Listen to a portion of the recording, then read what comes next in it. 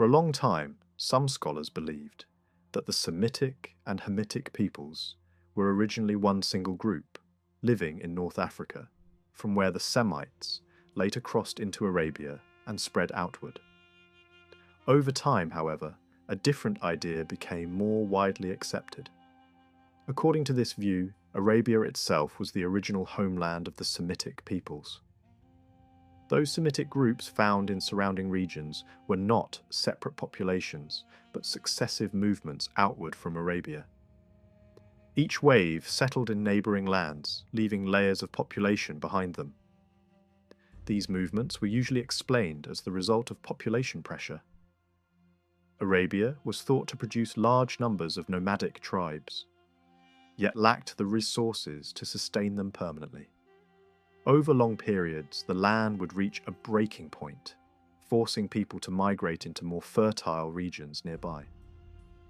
This idea of repeated outward movement became a standard explanation in studies of early Semitic history. According to this model, the earliest known movement brought Semitic groups into Babylonia. A later expansion is associated with the appearance of Semitic peoples in Palestine between roughly the middle of the 3rd and early 2nd millennium, before the Common Era. This same period is often connected with the rise of Semitic rulers in Babylonia itself.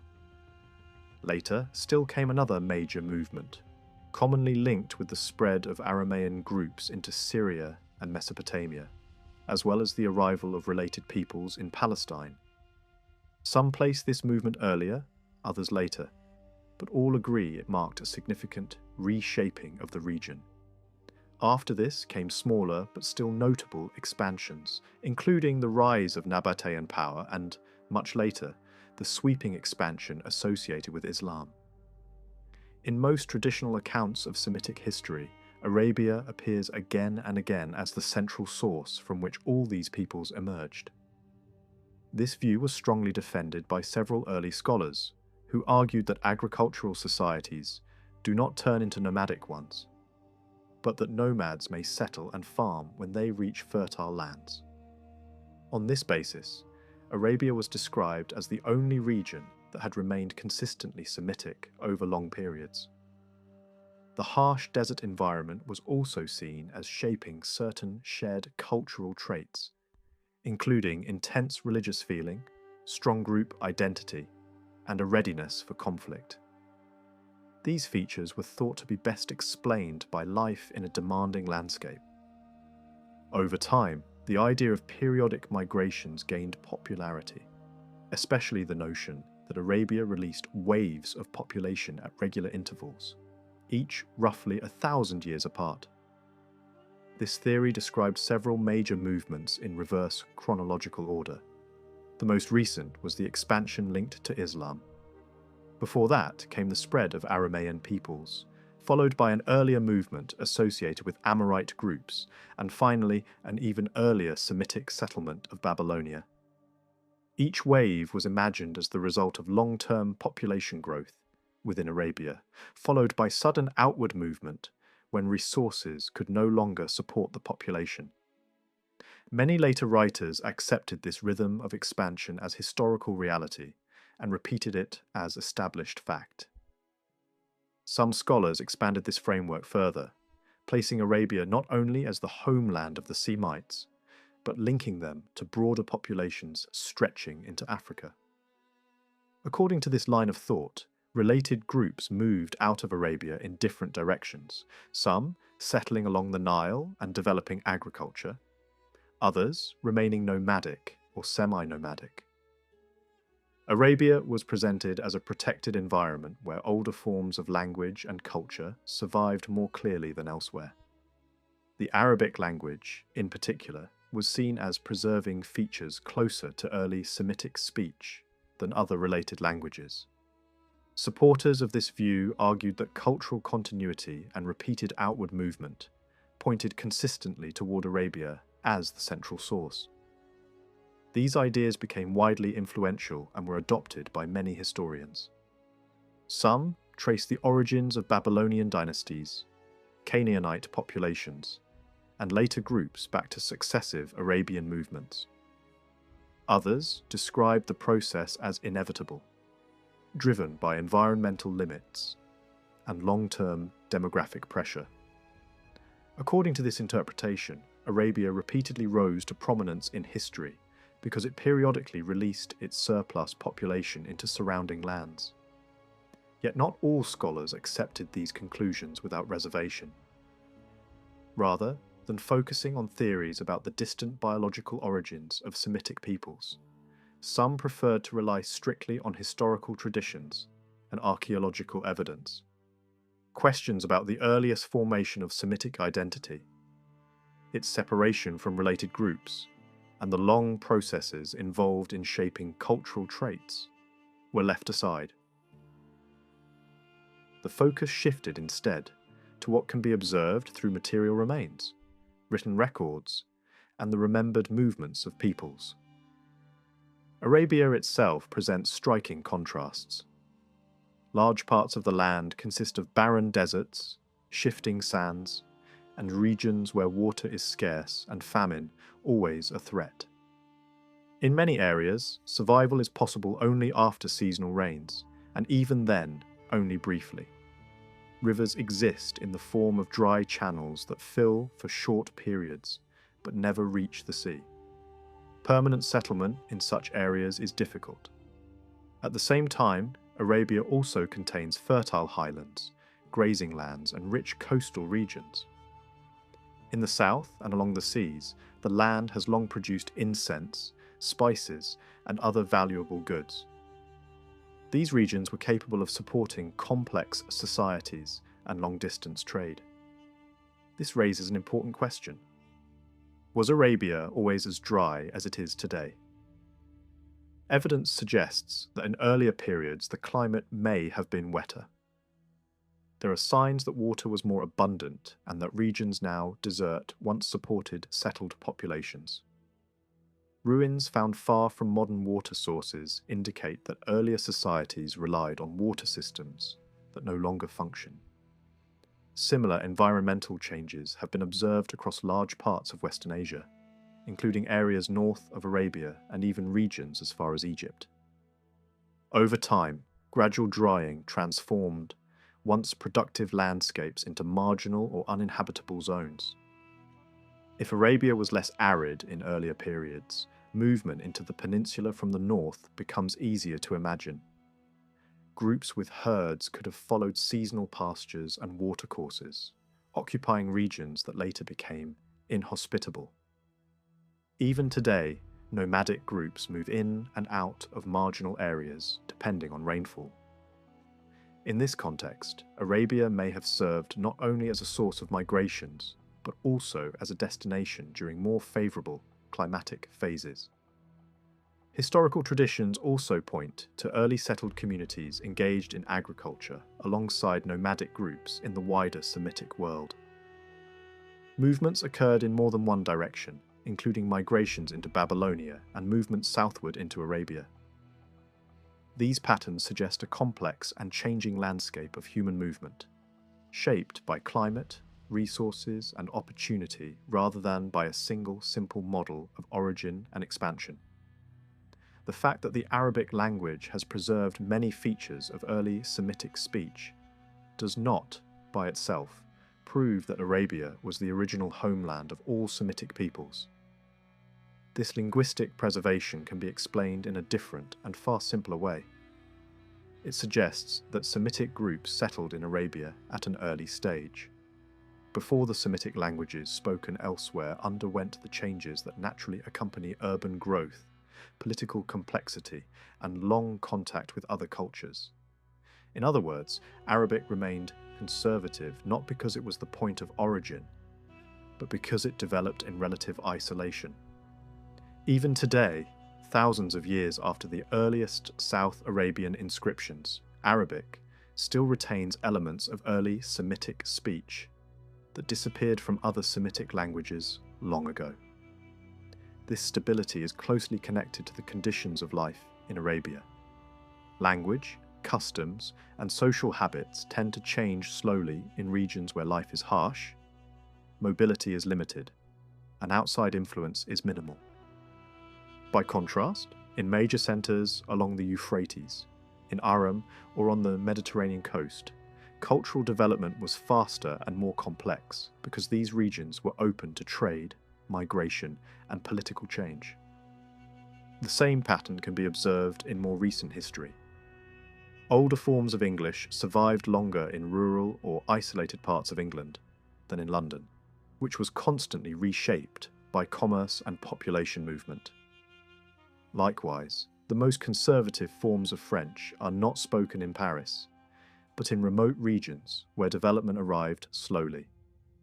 In this light, the linguistic argument often used to support an Arabian origin for all Semitic peoples loses much of its force and does not require extensive refutation. A similar explanation applies to claims about supposed Semitic racial traits, such as exclusiveness, intense religious feeling, imagination, and violence. If such traits are indeed more strongly preserved among Arab populations, environmental conditions provide a sufficient explanation. Life in an arid landscape marked by scarcity, tribal competition, and uncertainty naturally reinforces strong group identity, religious intensity, and social rigidity. These characteristics need not be inherited. Racial features passed, unchanged, from a distant past. The strongest argument advanced by supporters of the Arabian origin theory is the idea of repeated migration waves. Unlike linguistic or psychological arguments, this claim can be tested against historical records and traditional accounts.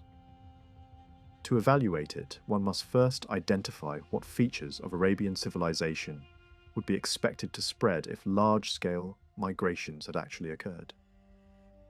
Arabia has always been difficult to explore, and much of what is known comes from limited and often dangerous expeditions. Despite this, the past century has produced a substantial body of inscriptions, some dated to around the first millennium, before the Common Era, and others possibly even earlier. These texts point to a long-standing civilization in southern Arabia. The earliest external references to Arabia may appear in Mesopotamian records describing campaigns against a land called Magan. Some identify this region with the Sinai Peninsula, while others place it in eastern Arabia, closer to Mesopotamia and more accessible by trade routes. Later records mention the transport of stone from Magan, indicating organized exchange and political contact. The South Arabian inscriptions come primarily from 4 cultural groups and provide valuable insight into their religious life. By examining the gods named in these texts and the structure of personal names, it becomes possible to test the claim that the civilizations of Babylonia, the Levant, and surrounding regions originated in Arabia. The most prominent deity in these inscriptions is a god associated with the morning and evening stars. Many scholars see a close connection between this figure and deities, known elsewhere in the Semitic world. The moon god also plays a central role, though under different names among different groups.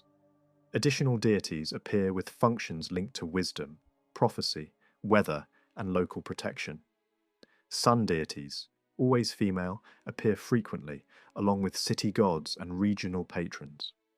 The pantheon reflected in these inscriptions is rich and complex, and given the strong continuity of life in Arabia, it is reasonable to assume that similar beliefs existed long before the inscriptions were carved. Personal names preserved in these texts further reflect religious devotion and provide clues about cultural identity. Names often incorporate the names of gods, making them a valuable source for tracing religious influence. If Arabian populations had migrated northward in large numbers, traces of their distinctive religious elements would be expected to appear in the naming practices of Babylonia and other regions. Yet, such evidence is largely absent. Certain deities revered in southern Arabia clearly originated elsewhere and were adopted through contact rather than export. The moon god associated with Sinai and the desert regions is more convincingly linked to northern Semitic traditions. Similarly, gods associated with writing, prophecy, and storms show clear connections to Western Semitic religious systems. These elements appear to have entered Arabia rather than spread outward from it. When attention turns to Babylonian records, the picture becomes even clearer. Early king lists and legendary traditions preserved in Mesopotamia contain names that align with Western Semitic patterns, rather than Arabian ones. Religious texts, building inscriptions, seals, and administrative records show strong connections with the cultures of Amuru and the broader Western Semitic world. Distinctively, Arabian features are notably absent. Instead, evidence points toward influence moving from the west into Babylonia, not from the Arabian south. Some scholars have attempted to identify Arabian elements in Babylonian personal names, focusing on words meaning father, brother, or paternal uncle. However, these terms are widespread across the Semitic languages and cannot be assigned to Arabia specifically. In fact, some elements thought to be Arabian are rare or nearly absent in South Arabian inscriptions, while being common elsewhere. Attempts to link Babylonian names directly to Arabian deities also fail upon closer examination, as the same name elements appear in many contexts, with meanings unrelated to divine worship. Ancient Hebrew tradition provides an additional perspective. These traditions consistently place the earliest centers of human civilization in Mesopotamia, between the great rivers. The rebirth of humanity after the flood is associated with regions further north, near the mountains of Armenia. Interestingly, some scholars of Indo-European languages have also pointed to this general region as an early cultural homeland.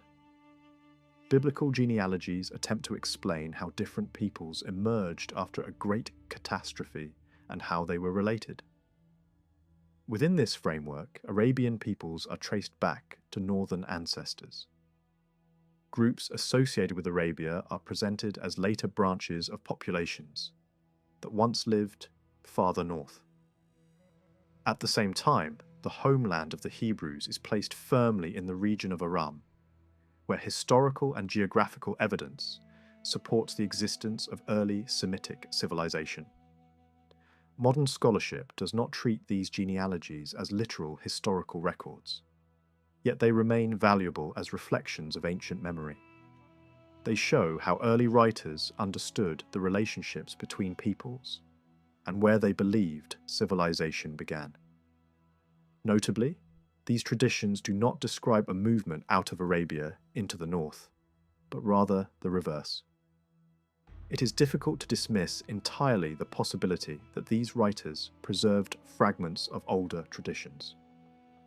Their access to inherited memory, however imperfect, was likely closer than that of modern theorists, who place the origins of northern Semitic civilization in Arabia without firm archaeological support.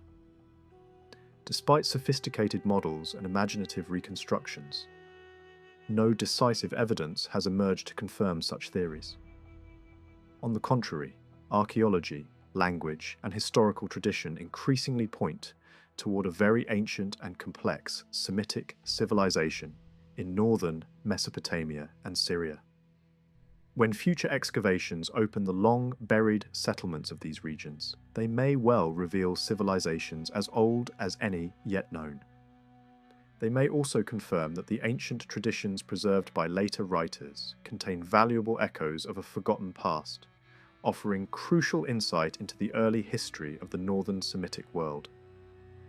The idea of a second wave, supposedly bringing Arabs into Palestine during the later part of the 3rd millennium, before the Common Era, and sending a major influx into Babylonia around the time of Babylon's first dynasty, has drawn special attention.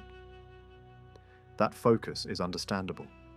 Archaeological work in Palestine has produced clearer signs of population change, and Babylonia has yielded an enormous quantity of written material from roughly the same era. Because the evidence is rich, debates around this period have become louder and more detailed than those for earlier centuries. One particular claim once gained popularity: the suggestion that the rulers of Babylon's first dynasty were of Arabian origin. The earliest versions of this proposal were not firm conclusions, but cautious possibilities. A French scholar in the late 19th century proposed that the dynasty might have been Arabic or Aramaic, without presenting decisive proof. Soon after, another scholar pointed to the name of a later ruler in the dynasty and argued that similar name forms appeared in southern Arabian material, treating this as a sign that some royal names might be Arabian. Later, writers attempted to push the idea further, trying to interpret nearly all the dynasty's royal names as Arabian. At the same time, even some supporters admitted that the ruling house may have adopted local naming patterns for political advantage or through marriage ties, which immediately weakens the argument that names alone reveal ethnic origin. As discussion continued, several specialists moved in the opposite direction. They argued that most of the dynasty's names fit better with West Semitic naming patterns, especially those associated with Canaanite or Amorite populations, while a smaller number looked native to Babylonia itself. Over time, the broader consensus shifted. The prevailing view became that the first dynasty rulers were better understood as Amorite or Canaanite rather than Arabian, and the older Arabian origin claim gradually lost ground. The same pattern appears when examining non-royal foreign names from Babylonia in this period. Some argued that many unusual or non-native names in the texts were Arabic. Others took up the task of defending that position in detail, trying to match Babylonian names with later Arabian forms. Yet when those comparisons are tested closely, the case becomes far less convincing. Several of the proposed Arabic markers turn out to be widespread in Semitic languages generally, not unique to Arabia. Other comparisons rely on much later inscriptions and much later name collections separated from the Babylonian material by more than a millennium. When name parallels come from centuries after the period being studied, resemblance becomes a weak foundation for claims of origin. In addition, many of the same name elements occur in West Semitic contexts outside Arabia, which makes an Arabian-only explanation unnecessary. A wider look at Mesopotamia reinforces this conclusion. Not only did the first dynasty of Babylon show strong West Semitic connections, but neighbouring kingdoms around the same time also display rulers with West Semitic naming patterns. Some scholars have suggested that Assyria received its Semitic population during this general era as part of an Amorite spread. The overall picture that emerges is not one of Arabia pushing north in a decisive second wave, but rather of West Semitic groups already active across a broad northern zone, influencing multiple centres. Evidence from the northwest is limited for this period, because comparatively few inscriptions from the region survive. One exception is the group of cuneiform tablets from Cappadocia. If a major Arabic migration had occurred in the late 3rd millennium, traces might be expected there. Yet the personal names in those texts do not point toward a distinctive Arabic source. Instead, they contain many West Semitic religious and cultural elements, including divine names and name patterns that align with Amorite or broader Northwest Semitic traditions. Rather than supporting an Arabian wave, this material fits more comfortably within a northern West Semitic environment. In Palestine, some have claimed that the Semites who displaced earlier cave-dwelling communities at sites such as Gaza were Arabs. That identification rests more on assumption than on direct evidence. West Semitic populations, especially the Amorites, are known to have been established in the Levant and long before this period. And in that era, the region of Canaan can be viewed as part of a wider West Semitic world. When considering that multiple Amorite-linked dynasties appear in Babylonia around this time, and that similar West Semitic influence is visible elsewhere, it becomes far more reasonable to see the new Semitic presence in parts of Palestine as Amorite rather than Arabian. Attempts have also been made to argue for Arabian influence using a small set of personal names associated with a group of kings mentioned in a Genesis narrative.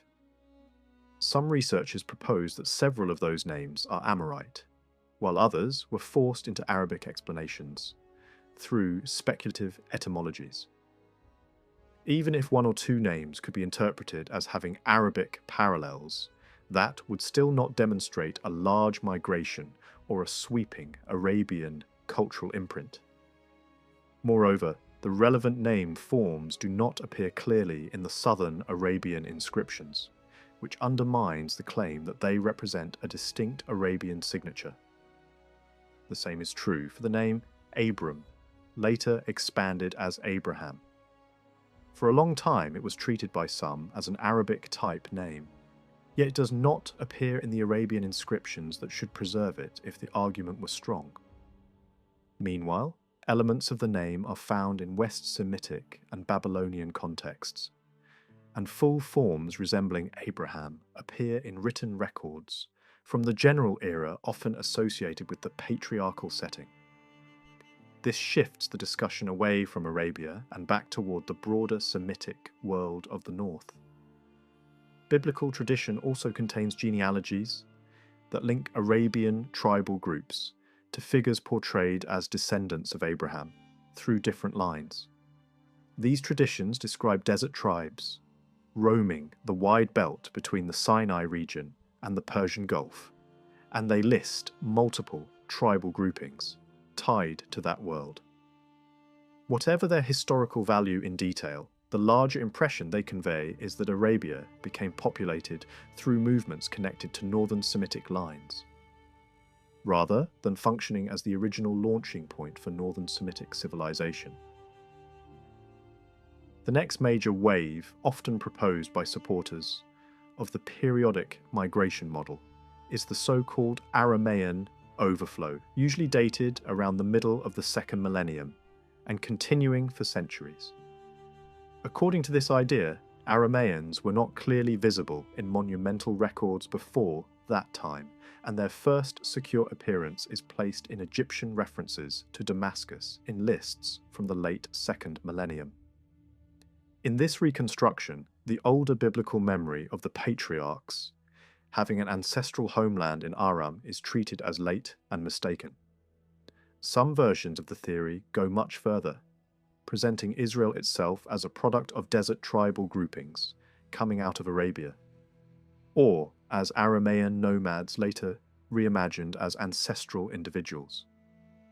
In these models, names such as Isaac, Jacob, Leah, and Rachel become labels for tribal clusters rather than historical persons, and the story of a single migration becomes a series of separate waves, absorbing one another. Other proposals relocate the Egypt of the tradition to a similarly named region in North Arabia, or reinterpret the movement into Canaan as an internal shift from south to north within Palestine. Some scholars still maintain, however, that at least part of Israel's population did live in Egypt.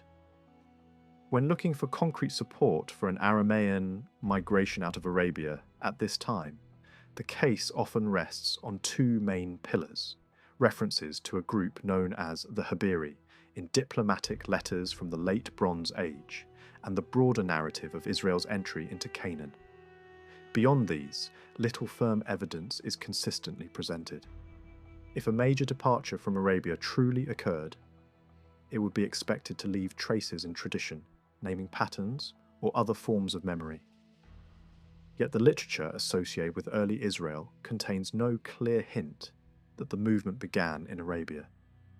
Instead, its cultural details repeatedly fit an Egyptian background: the setting, the environment, the building practices described, references to rivers and court life, and personal names that match what is known of Egypt. The narrative also repeatedly looks back to Egypt from the wilderness in a way that feels rooted in remembered experience. In the absence of even a single strong indicator of an Arabian origin, the burden of proof remains with those who assert it as fact. This issue becomes sharper when considering names. If early Israel had emerged from Arabia, some trace of distinctively Arabian naming patterns might be expected in preserved genealogies and early lists.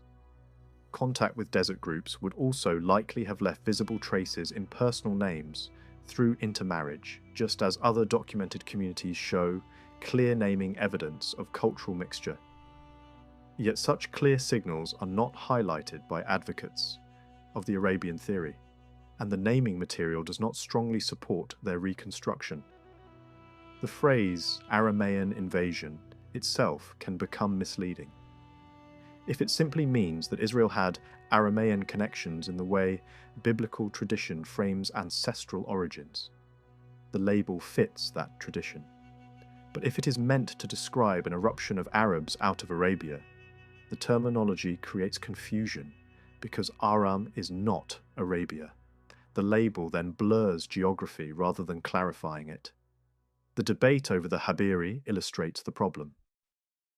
Soon after the discovery of the diplomatic letters in which they appear, some scholars identified the Habiru with the Hebrews. That suggestion has been argued in several forms, as the Hebrews entering Canaan, as an advanced group moving ahead of a larger departure from Egypt, or as roaming bands from the desert. The similarity between the name forms encourage this connection, and the chronology seem to align with conquest traditions. Yet other evidence points toward a different interpretation.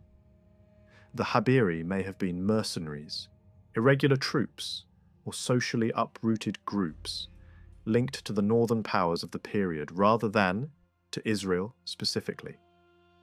Some lines of argument connect them with Hittite-controlled regions, or with the wider Hittite and Mitannian sphere, suggesting they functioned as military or dependent groups in that environment.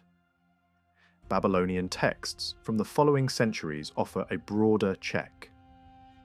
In the era dominated by foreign rulers, known as the Kassites, the personal names recorded in documents are largely Kassite and northern in character, with additional groups from neighbouring regions. One striking shift appears. The West Semitic names that were common in the earlier Babylonian period become far less visible. If Arabia had truly been releasing a major wave of tribes at that time, Babylonia shows no clear sign of it. The records do not reveal a fresh surge of Arabian influence. If a great overflow occurred, it left Babylonia remarkably untouched.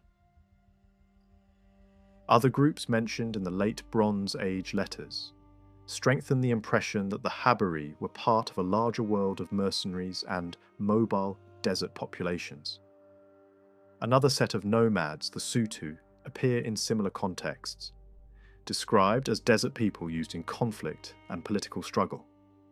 Some letters place them alongside the Habiru, sometimes describing them in terms associated with raiding and instability.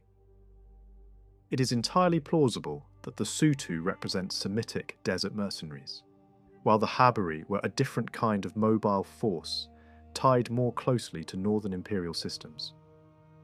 In that case, the Habiru become less a label for Israel and more a category of displaced or militarized groups operating within the power struggles of the age.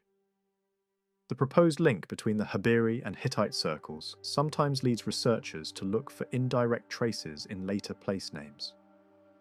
One example often brought into the discussion is the city known in later tradition as Hebron. In older narratives, it is associated with the children of Heth, and with the land transaction in which Abraham acquires a burial cave. Earlier names for the location include Mamre, and it is also remembered under the title Kiriath Arba. The name Hebron appears later in the record. It is possible that the form Hebron developed from a word like Habir or Habiri through a naming pattern where a place name is built from an older term by adding a suffix comparable to other Semitic formations?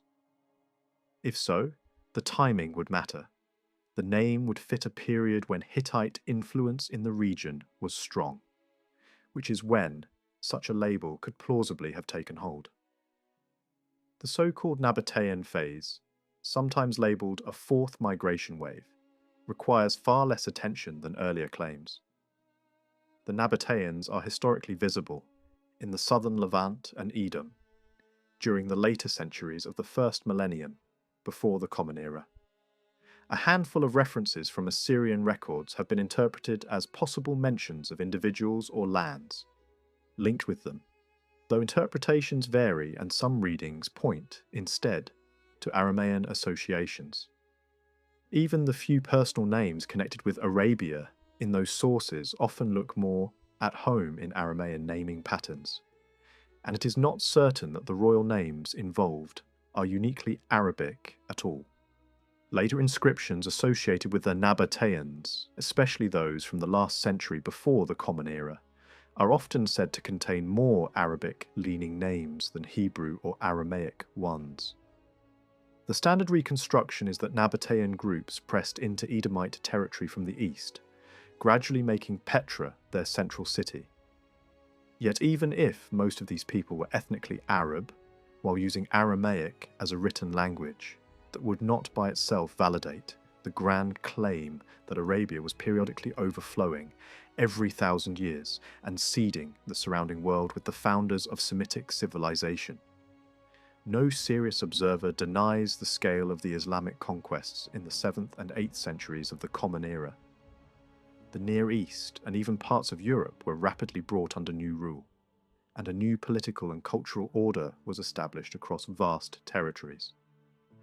But explaining that expansion as a simple pressure release from an overfilled peninsula is not persuasive.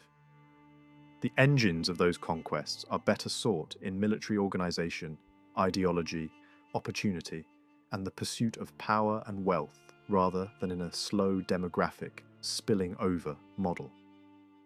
At the same time, it is entirely reasonable to recognize that movement out of Arabia into Syria happened continuously across many centuries.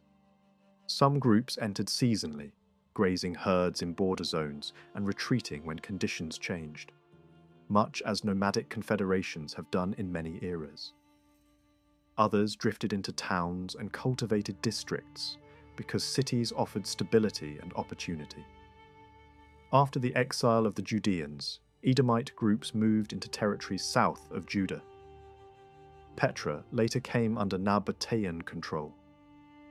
Greek city leagues formed in parts of the region for trade interests and for mutual protection against surrounding populations.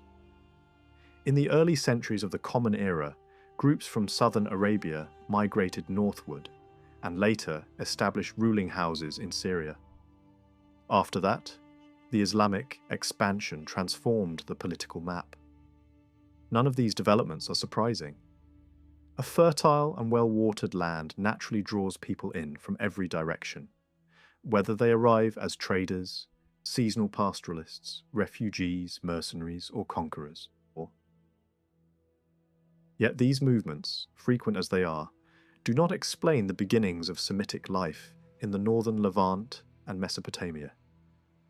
The region's early history includes many large population shifts that came from outside Arabia.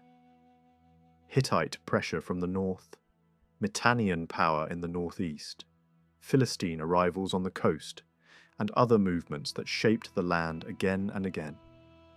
It is difficult to build a serious reconstruction of the region's deep past if everything is forced into a single Arabia as the source storyline.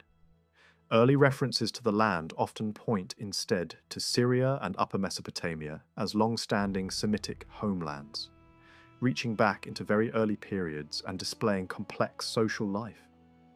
In many reconstructions, the flow of influence looks as if it radiated outward from this northern zone in multiple directions, rather than streaming northward from the Arabian interior alone.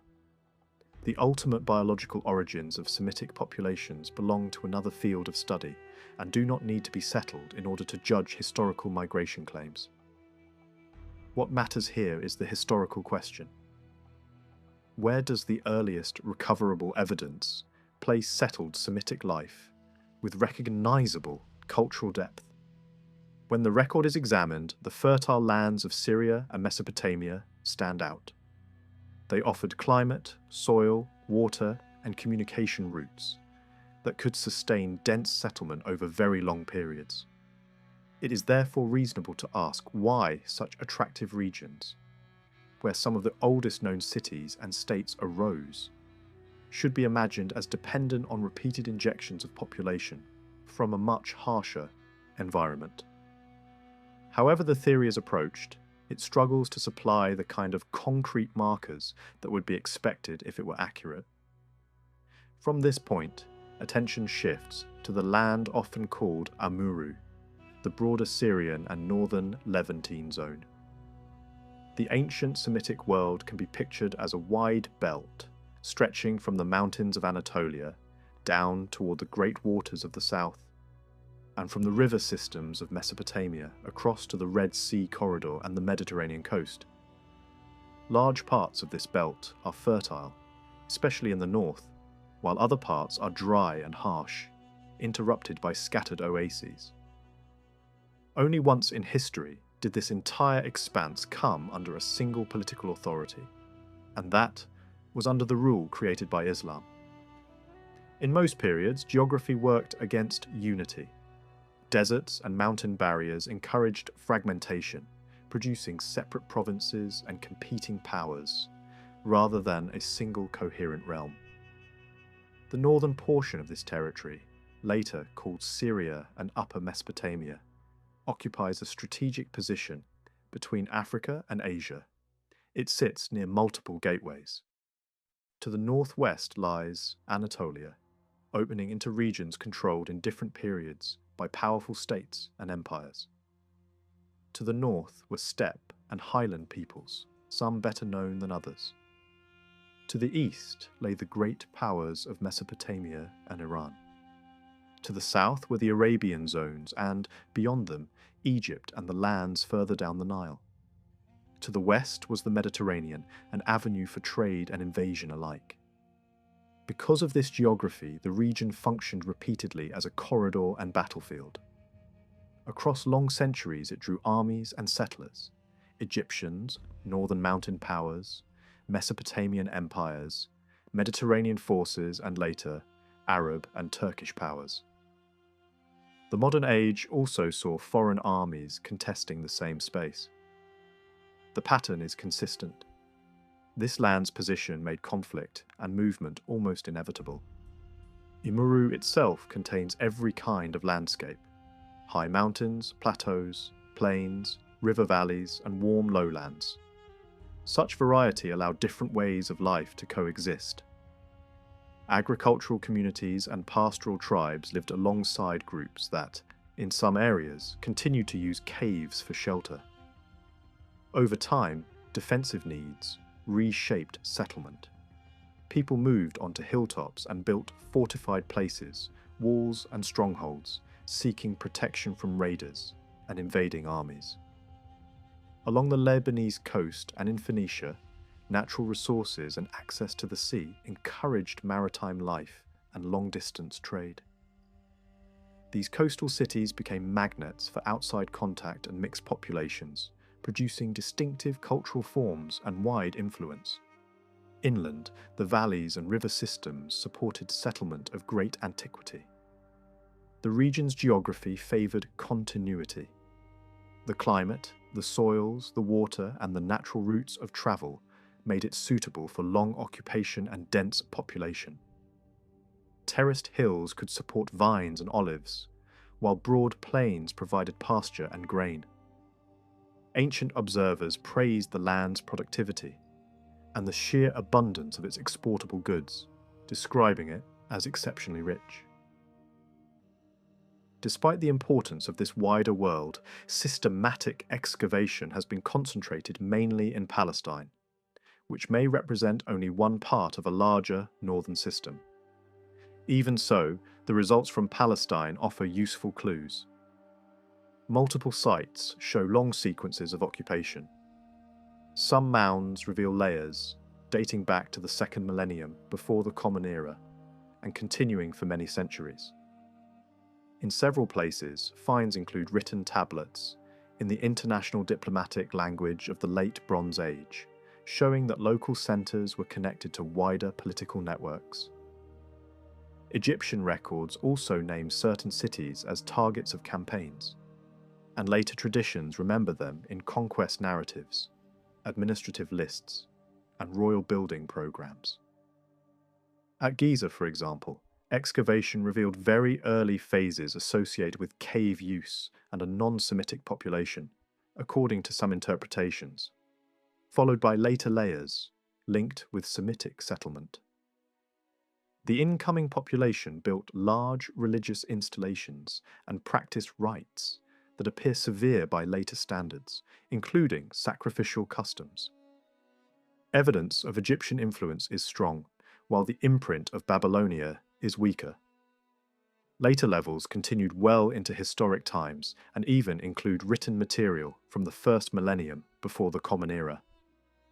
At another site, Taanask, several written tablets were recovered along with cult objects, suggesting administrative activity and correspondence similar in world and tone to the diplomatic letters known from the Age of Great Kingdoms. The letters mention payments, weapons, chariots, hostages, tribute, and political marriages, providing a glimpse of a small city's entanglement with larger powers. Some names in these texts are of special interest because they resemble forms later known in Israelite tradition and may preserve early spellings of divine name elements. At Megiddo, excavations uncovered major buildings and objects across a long occupation span, including seals bearing Hebrew names from later periods.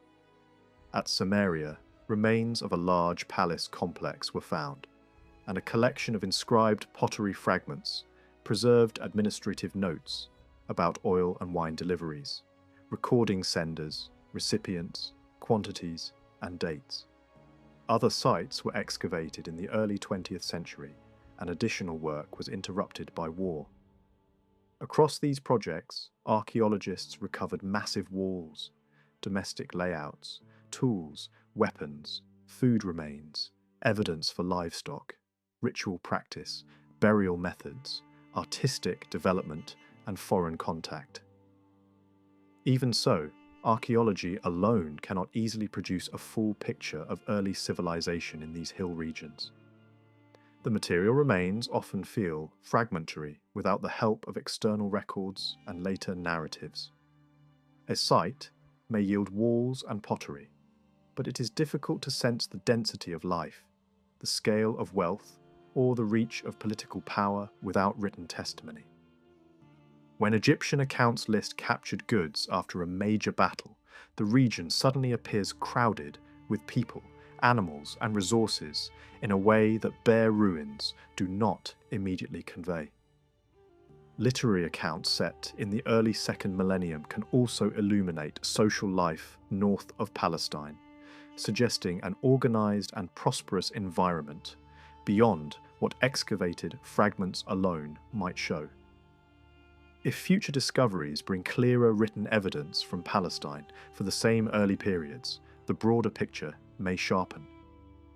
It would not be surprising if such evidence revealed that, despite the survival of cave-using groups and the presence of foreign elements, the land supported widespread Semitic agricultural settlements, large herds, and a level of civilization consistent with long-preserved traditions. The ruins already hint at a complex and enduring human landscape. More direct documentation could eventually show just how deeply rooted that Semitic presence was, and how early the region became a living, connected part of the greater northern world of Amuru. Even while acknowledging how valuable archaeology has been, a sense of frustration remains when it comes to one specific gap: early writing. Compared with Egypt and Babylonia, Palestine has yielded far fewer written records from ancient periods. Beyond a small number of cuneiform tablets, The earliest materials are short inscriptions on pottery fragments, along with a few landmark texts that appear later in time. Among these are the early administrative ostraca, an agricultural calendar text usually placed around the 9th century before the Common Era, a monumental Moabite inscription, a tunnel inscription from Jerusalem, and only a limited number of smaller inscribed objects that come afterward. The written trail begins late and stays thin. That scarcity has shaped interpretation. Many scholars have concluded that the early Semitic societies in Palestine must have had a relatively modest level of civilization, and either lacked their own writing system or did not use it widely. Most agree that during the late Bronze Age, Babylonian language and script were used in the region for diplomacy and trade. Some have even suggested that parts of early biblical tradition could have been written in that international format. Yet Palestine, despite sitting on a major corridor between Egypt and the great powers of Mesopotamia, seems to have remained somewhat distant from the primary urban centres, where Semitic culture reached its highest institutional complexity. It was constantly crossed by armies and pressured by competing kingdoms. But that does not automatically mean it functioned like the great capitals of the Euphrates world. A few historical reconstructions attempt to push major Eastern influence deep into this region at very early dates, sometimes linking the area to legendary Eastern campaigns, or to famous stories of conflict between kings. Even if such identifications were correct, there is still little concrete evidence that early Mesopotamian rulers maintained sustained activity in Palestine beyond isolated episodes. For this reason, the developmental level of Palestine is often described as lower than that of the northern and northeastern regions. At the same time, it is difficult to believe that the true picture of early Palestine is as limited as the ruins sometimes suggest. The material recovered from excavated hill sites cannot easily represent the full complexity of a society that stood at the intersection of empires for millennia. The remains that survive are often the toughest and most durable parts of daily life. Stone walls, pottery, simple tools, and traces of destruction. More fragile signs of wealth, administration, and intellectual life are exactly what the climate and time erase first. During the age associated with Amorite power, major Babylonian attention often focused on the Mediterranean-facing zones and on the Mesopotamian plains, where older and more influential Semitic centres already existed. Those were the regions that attracted repeated invasions, as royal inscriptions repeatedly suggest. The problem is that modern excavation has not yet opened up many of the key zones where that older and denser life likely existed. As a result, much of the early story must still be reconstructed indirectly, using records produced elsewhere, or using later inscriptions that look back on earlier conditions. Across the wider northern landscape, the remains of ancient settlement are everywhere. Ruin mounds scatter the plains between the Lebanon ranges, cluster along the coast, appear in the river country, and rise in great numbers near the Euphrates. Many of these sites are still unopened. If large-scale work is carried out there, it is likely to produce the kind of direct evidence needed to rebuild the history of the Amorites and the broader northern Semitic world. A civilization that has often been known mainly through later peoples who survived its collapse could then be seen more clearly as one of the major forces of the earliest historical age. In such a central crossroads, it is also expected that Amuru was never ethnically uniform. Peoples entered from many directions over long periods, and the resulting population likely included multiple physical types, rather than a single consistent look. Modern knowledge does not allow an exact mapping of the distribution of Semitic groups across the full region, but older scholarship often describes at least three broad types: an Arabian type, a Canaanite type, and an Aramean type. The modern Bedouin are often presented as closest to an older Arabian pattern, partly because their environment experienced fewer large-scale invasions, and because the lifestyle encouraged continuity. Anthropological descriptions commonly characterize this type as relatively homogeneous, shaped by long stability within Arabia, with fewer outside mixtures than in the northern corridor. Even if the earliest roots of Semitic populations lay elsewhere, it is argued that centuries of relative isolation could preserve an older type more clearly. For the Canaanite and Amorite populations, much of the visual record comes from Egyptian art.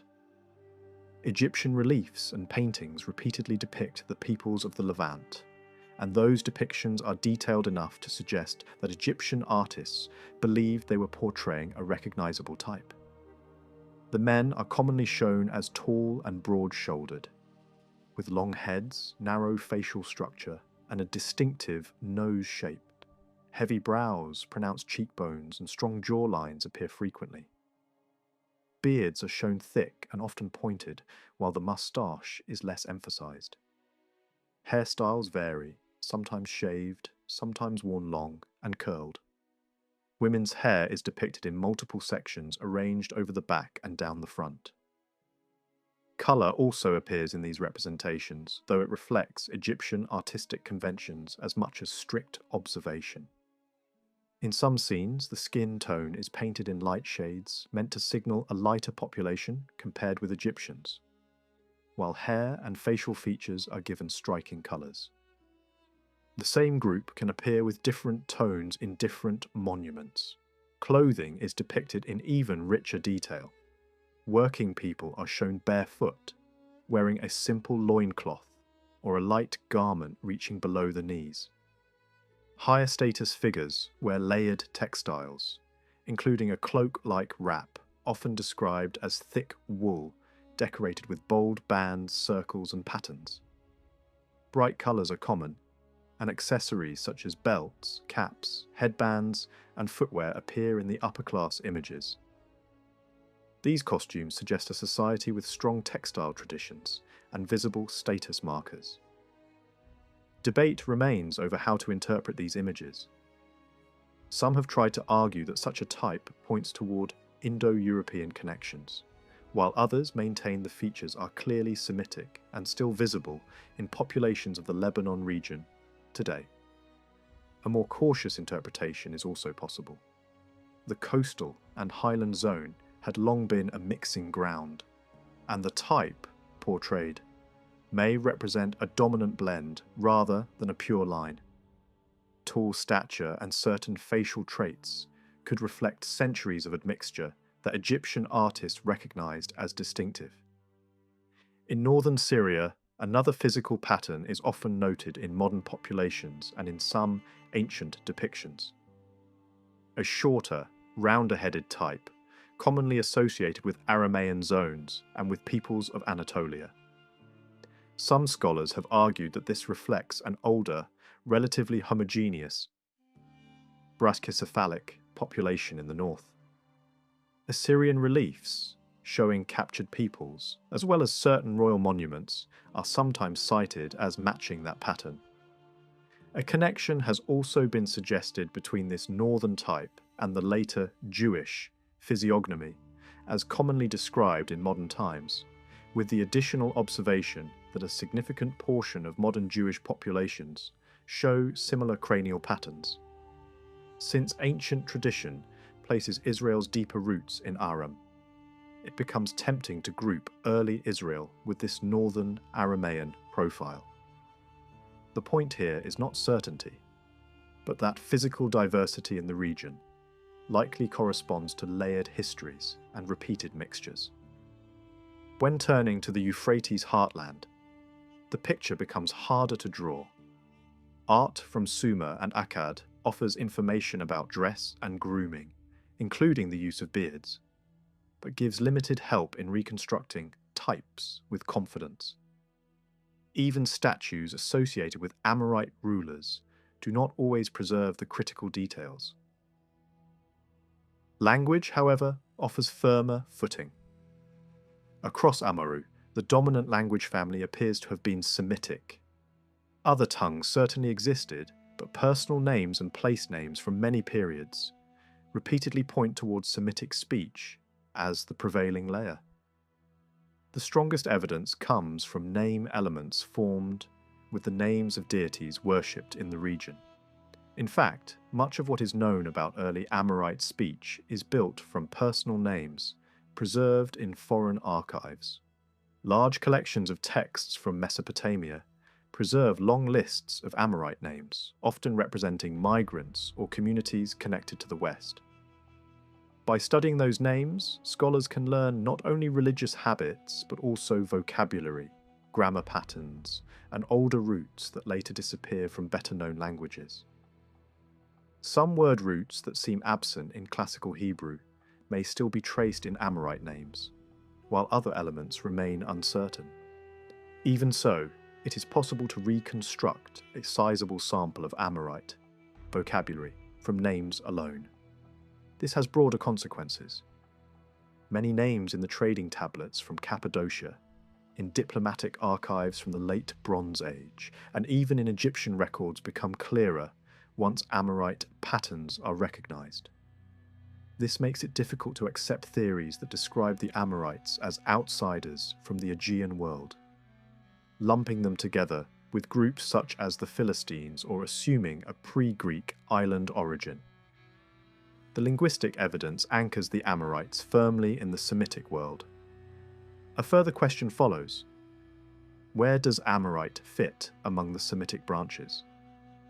Mesopotamia developed its own Semitic form, often called Akkadian, while the north later becomes known for Aramaic and Hebrew. One model treats Amorite as an older parent layer from which multiple northern branches later develop.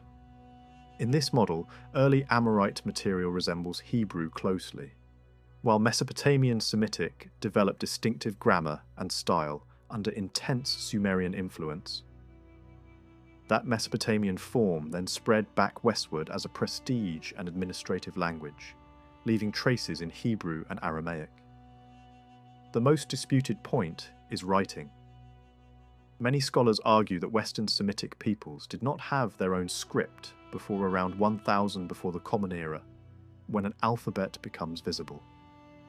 Since Babylonian writing is clearly used in the second millennium in places like Palestine, some have suggested that early biblical material could have been written first in cuneiform. Yet older narratives about figures such as Abraham and Jacob often describe speech, messengers, and public witnesses rather than written documents.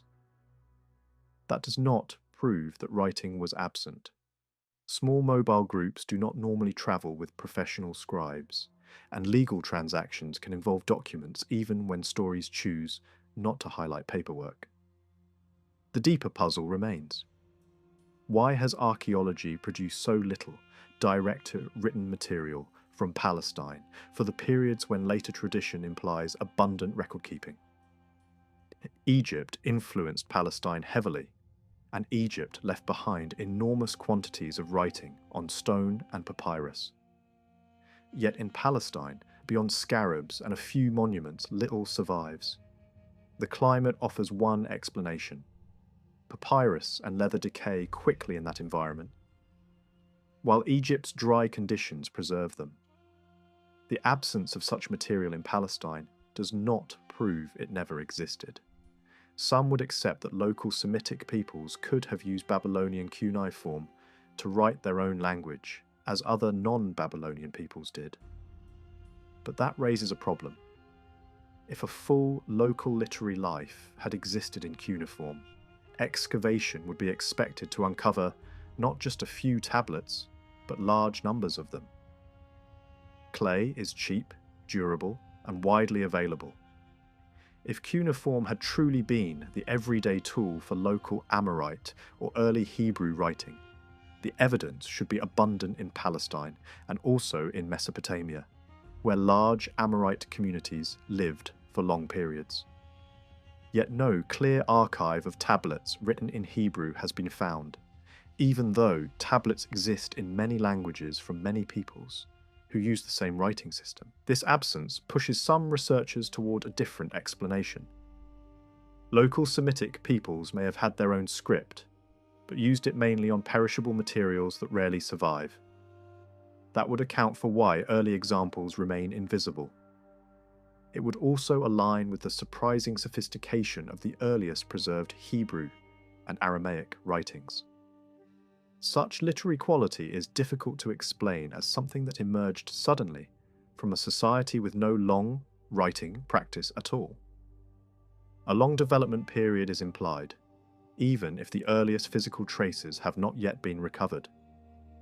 If an alphabetic tradition existed earlier than the surviving examples, it may already have undergone substantial refinement before it appears in the archaeological record, which would suggest deeper antiquity. Whether the earliest forms were more pictorial or already partly alphabetic cannot be stated with confidence. Some inscriptions discovered in the Sinai region, dated around the mid-2nd millennium, have been interpreted as early steps toward an alphabet, and some scholars have attempted to read Semitic words in them. Such proposals have revived older theories about how the Semitic alphabet formed, though the details remain debated. For centuries, the term Amorite has been familiar to readers of the Old Testament, appearing alongside many other ancient peoples.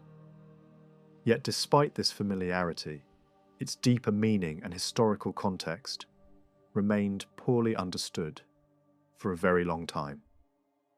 One major reason for this uncertainty is that the political dominance of the Amorites ended before the beginning of the 2nd millennium, before the Common Era. By the time later biblical traditions were shaped, the imperial phase of this people already belonged to a distant past. In biblical usage, the Amorites are generally described as a population living in Palestine and in territories east of the Jordan River. The term appears almost exclusively as a collective designation, usually with a definite article, referring not to an individual but to a recognized people. In contrast, contemporary Near Eastern records provide a broader picture. In Mesopotamian inscriptions, the name of the land appears in several written forms, all pointing to the same region. Egyptian sources from the New Kingdom period also refer to a territory called Amor, associated with the fertile valley between the Lebanon ranges. Because Mesopotamian writing did not distinguish between certain vowel sounds, the pronunciation of the name must be reconstructed through comparison. When biblical Hebrew, Greek translations, Syriac tradition, and later historical writers are taken together, it becomes clear that the vowel represented in cuneiform as a sound similar to U was in fact pronounced closer to O.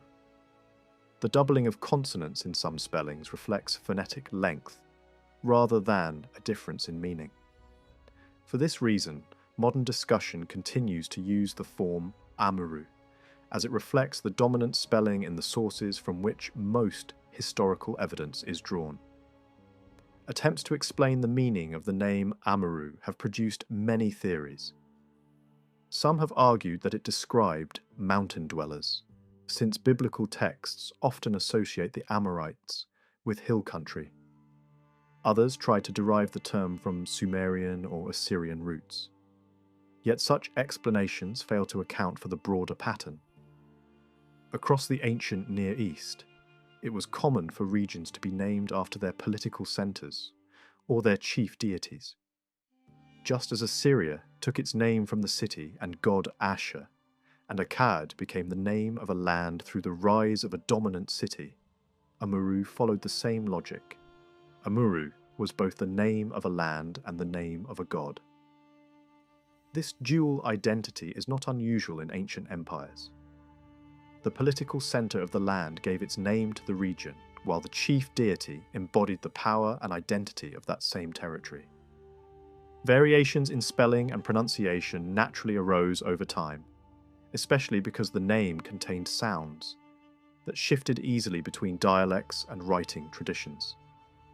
At its root, the name Amuru appears to derive from an older form, Amar. Similar transformations are known from other ancient names, where vowel shifts occurred gradually and consistently. Early and later Mesopotamian texts preserve personal names that include this divine element. Over time, Amar appears in shortened or altered forms, such as Mar, Mer, Mir, and eventually These are not separate deities, but different phonetic reflections of the same original name. This god of Amuru was widely recognized in Mesopotamia, where scribes equated him with the storm god, known elsewhere under different names. The association with storm imagery fits well with the geographic and symbolic identity of the Western lands, which Mesopotamians viewed as the source of powerful winds and weather systems. Because of this, the god of Amuru came to be linked with similar storm deities and was sometimes absorbed into broader theological frameworks. Over centuries, Mesopotamian scribes used a variety of signs to represent this deity, choosing symbols that shared similar sounds or meanings. These writing practices explain why the same divine name appears under multiple spellings in different texts. In later periods, many of these older forms survived only in scholarly lists and syllabaries, where obsolete names were preserved for reference. The feminine counterpart of the god Amuru also appears in the sources, following a pattern well known in ancient Near Eastern religion.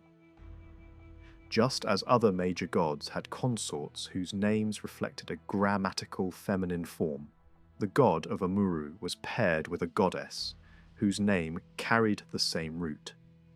This pairing reinforces the conclusion that the name Amuru was not a descriptive term, but a divine and political designation, deeply embedded in the culture of the land. As time passed and the Amorite political system collapsed, the name of the deity faded from everyday use. After the beginning of the second millennium, it appears only rarely in Mesopotamian records.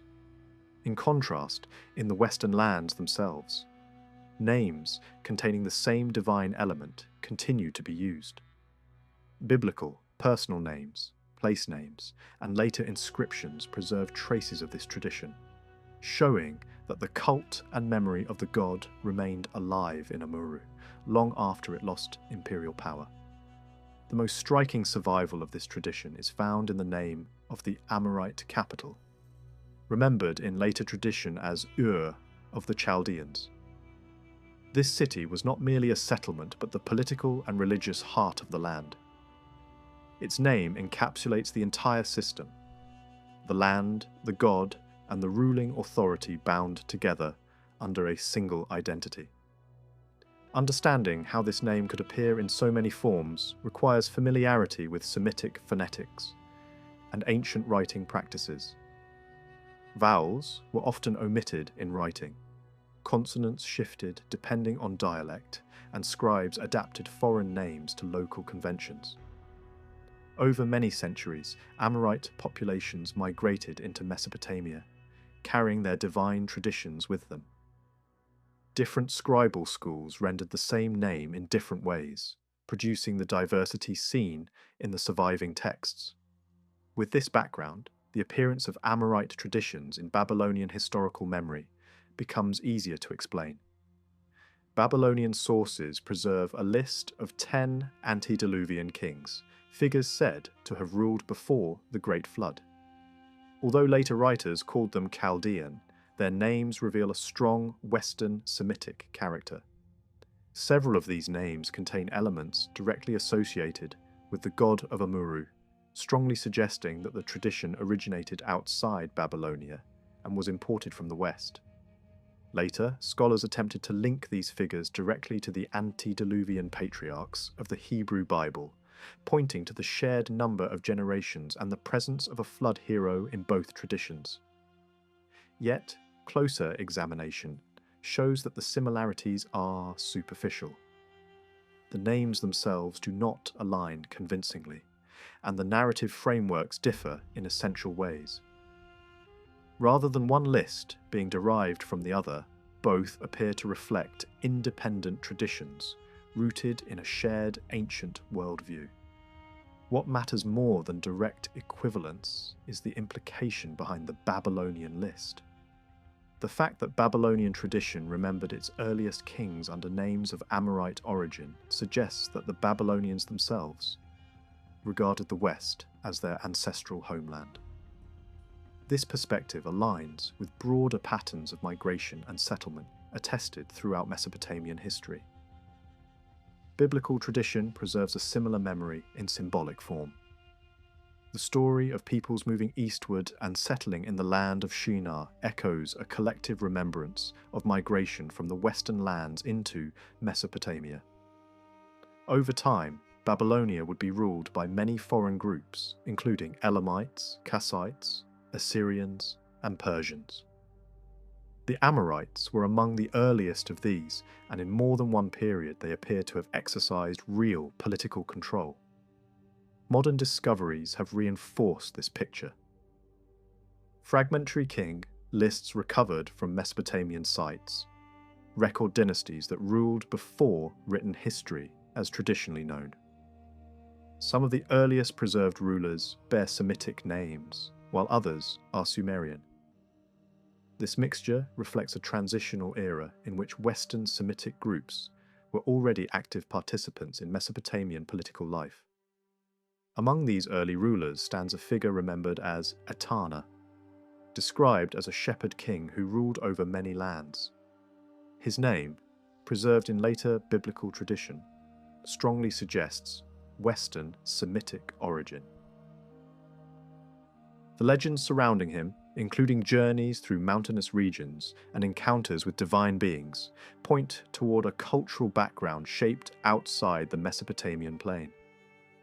Everything about the story suggests a ruler whose roots lay in the western highlands rather than in the cities of southern Babylonia.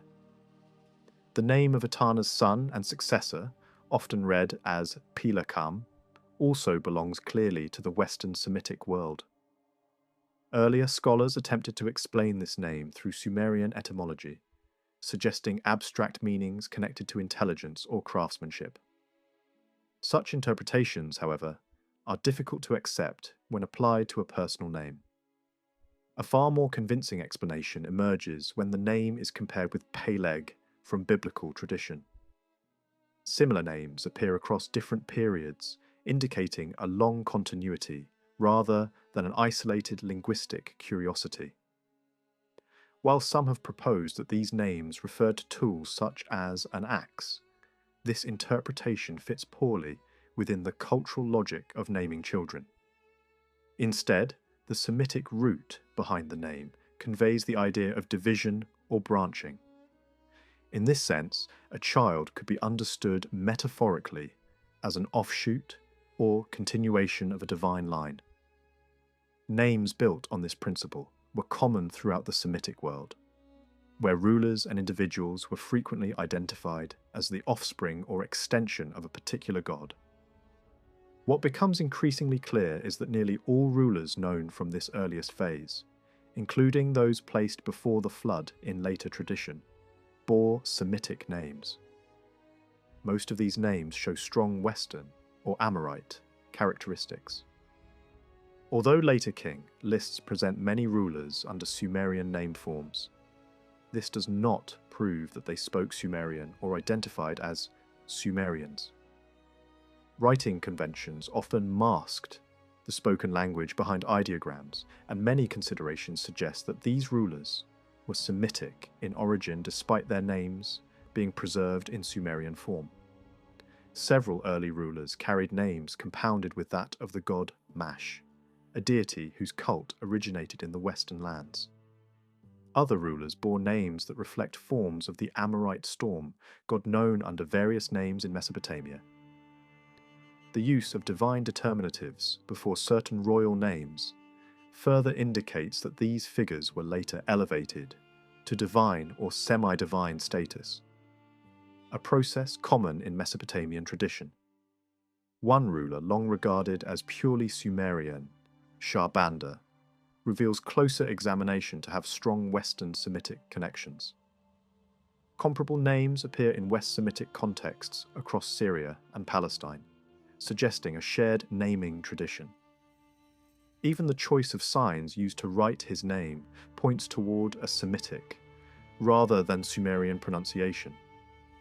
In later legend, this ruler appears as a heroic figure associated with the theft and recovery of divine authority, set against a backdrop that includes distant mountains and foreign lands.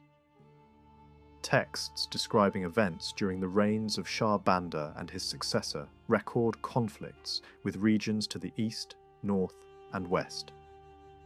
The western land mentioned in these accounts is the same territory elsewhere known as Amuru. References to northern cities identify regions later known as Aleppo, suggesting that military activity and political interaction between Mesopotamia and the western lands occurred very early. These records may preserve the earliest memory of a western incursion into Mesopotamia. The fourth ruler of this dynasty, Dumuzi, later became one of the most enduring figures in Near Eastern religious tradition. Known under many forms across different languages, he eventually merged with the figure remembered as Tammuz. Though his name appears in Sumerian form, the cult surrounding him spread widely among Semitic peoples. His story centers on themes of death, renewal, and the seasonal cycle of vegetation, concepts deeply rooted in Semitic religious thought. Dynastic records describe Dumuzi as a usurper, originating not from the heart of the city but from a distant region. Later myths portray him as a beloved of the goddess, who mourns his death and decrees annual rites of lamentation. Stories of descent into the underworld and eventual return reflect a mythological pattern familiar throughout the Semitic world, including Syria, Phoenicia, and beyond. The widespread celebration of these rites strongly suggests that the myth did not originate in southern Mesopotamia alone. Although many names connected with this myth are written in Sumerian form, this does not determine their ethnic origin. The myth itself appears in multiple Semitic contexts and shows signs of having absorbed traditions from different individuals over time. This blending of narratives likely produced the composite figure remembered as Tammuz. A similar process appears in the case of Gilgamesh. Earlier research suggested that his name also originated in the western lands and contained the name of the god Mash. New discoveries have strengthened this view. The earliest versions of the Gilgamesh epic situate key events not in the lowlands of Babylonia, but in mountainous regions rich in forests. The legendary conflict with Humbaba, the guardian of the cedar forest, is increasingly understood as taking place in the western lands associated with Amuru. The identification of Gilgamesh as an early ruler of Erech is now firmly established through dynastic lists. Later, classical writers preserve the memory of his ancestry, naming a grandfather whose name follows clear Western Semitic patterns. Although his mother's name survives in Sumerian form, the surrounding evidence suggests that her original name was also Semitic and only later rendered through ideographic writing. The epic itself shows signs of having developed over a long period, incorporating various traditions. While it is possible that some elements originated in Sumerian contexts, nothing in the epic conclusively proves that it was first composed in Sumerian.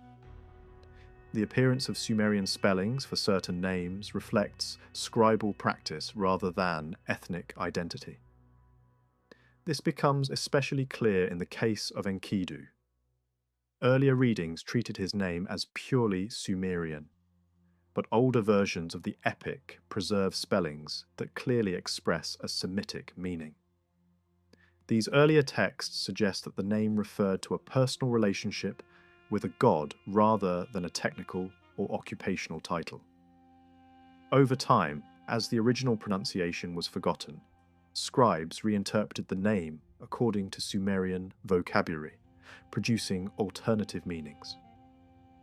Narrative passages describe Enkidu as originating in a mountainous region.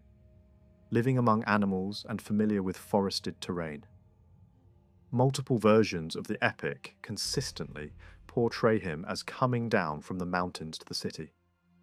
His knowledge of paths through cedar forests and his role as guide further reinforce this image. Both textual and artistic evidence point toward a homeland far from the Mesopotamian plain. Early artistic depictions confirm this interpretation. Seal carvings show Gilgamesh and Enkidu battling animals native to mountainous regions, rather than the wetlands of southern Mesopotamia. Later artists adapted the imagery to local fauna, but the earliest representations preserve the memory of a different landscape. Enkidu is consistently shown with features associated with mountain animals, reinforcing his foreign origin. Importantly, both heroes are depicted as physically and culturally similar. Their shared appearance in art, including hairstyle and beard, aligns with how Semites were portrayed in Mesopotamian visual culture. This makes it highly unlikely that one represented a Sumerian and the other a Semite. Instead, both appear to belong to the same cultural world. The journey to the cedar forest has long been associated with Elam by some scholars, largely because of a superficial resemblance between the name of the forest guardian and that of an Elamite god. Closer examination shows that this identification does not hold. The guardian's name follows Amorite linguistic patterns and appears in forms identical to those found in Western Semitic contexts. Older tablets preserve the name in a form consistent with Amorite pronunciation. These findings strongly support the conclusion that the cedar forest of the epic was located in the Lebanon region. The same name appears later in Syrian legends and even in biblical tradition. Omen texts describe the guardian as a monstrous figure, reinforcing his mythological status while preserving his Western identity. In the epic, his name is written with a divine determinative, placing him on the same symbolic level as the heroes themselves. If the forest lay in Amuru and Enkidu came from that region, it follows logically that Enkidu himself was Amorite. This strengthens the argument that his name was originally Semitic and only later reshaped through Sumerian writing conventions. Proposals that his name originally meant something like the good servant of the god or the favoured one of the Lord fit naturally within West Semitic naming traditions. The epic as a whole reflects a Semitic worldview, not only through its characters, but also through the gods it references and the names embedded within the narrative. Whether Gilgamesh himself originated in the Western lands remains uncertain. If he did, his original name may have been altered as the legend grew and absorbed new meanings. As his reputation expanded, later storytellers may have reinterpreted his name to reflect his heroic attributes, especially his association with weapons and strength. Whatever the original meaning of his name, it is clear that the earliest phase of Babylonian political history was deeply shaped by Amorite influence. One of the earliest rulers to claim control over Babylonia openly identified himself as a king from the western city of Mari. His title indicates authority extending over the land, marking one of the earliest moments when Amorite power was formally acknowledged in Mesopotamia. Many rulers of the earliest dynasties bear Amorite names, and inscriptions record coalitions of western cities acting together in military campaigns. Even figures traditionally considered founders of Mesopotamian empires show signs of Western origin or influence. The great Akkadian conquerors themselves carry names that align with Amorite linguistic patterns. The abundance of Amorite names in early inscriptions, especially those written in Semitic rather than Sumerian, indicates a substantial Amorite population within Babylonia. Seal impressions reveal widespread devotion to Amorite gods, suggesting that Western religious traditions had become deeply embedded in Mesopotamian society. Later dynasties, including those ruling from Larsa and Babylon, continued this pattern. Newly discovered king lists reveal long-ruling Amorite kings whose reigns left few written traces, suggesting periods of stability rather than weakness. The absence of inscriptions likely reflects gaps in record-keeping, rather than political insignificance. Eventually, Elamite rulers displaced the Amorites in certain regions, but even these conquerors adopted Amorite religious practices. Dedications to the god of Amuru appear in Elamite inscriptions, demonstrating the enduring prestige of Western deities. At this point, Babylonia was thoroughly infused with Amorite culture. After this period, Amuru ceased to play a central political role in Mesopotamia. Its lands became tributary rather than dominant. The decline of Amorite power likely resulted from successive foreign interventions and the fragmentation that followed. Yet the cultural imprint of the Amorites remained, preserved in names, myths, and religious traditions that continue to shape the ancient Near East, long after their political dominance had faded. Babylonian and Assyrian royal records that mention contact with Amuru matter enormously for anyone trying to rebuild the story of that Western land. They reveal a long pattern. Even in the earliest phases of Mesopotamian history, powerful rulers in the river cities repeatedly looked westward, raiding, pressuring, or claiming authority over Amorite territory. Yet the relationship was not one-sided. Communities inside Amuru, especially those closer to the middle Euphrates and northern Mesopotamia, were also capable of pushing outward when conditions allowed. The border between Mesopotamia and the West was never a quiet line. It was a zone of movement, contest, and repeated reversals. A figure often placed at the beginning of this story is Etana, listed as a king of Kish. Later tradition credits him with having ruled all lands. In a practical sense, such a phrase almost certainly included western regions beyond the river plain, not just the cities of southern Mesopotamia. That makes Etana one of the earliest rulers who can reasonably be linked to contact with Amuru.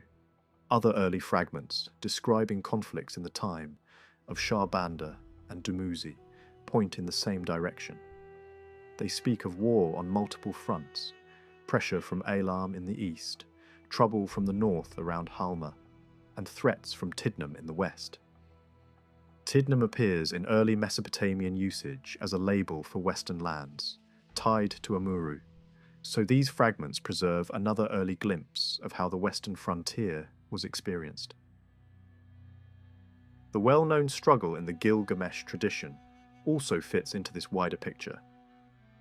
Gilgamesh and his companion Enkidu face Humbaba, the guardian of a cedar forest. Humbaba may be the earliest Amorite figure remembered by name, aside from the legendary rulers placed before the flood in later lists. Even if the story is partly mythic, it still preserves the outline of a Western landscape. Mountains, forests, and a powerful local ruler whose reputation reaches the cities of the plain. Other early inscriptions widen the frame further.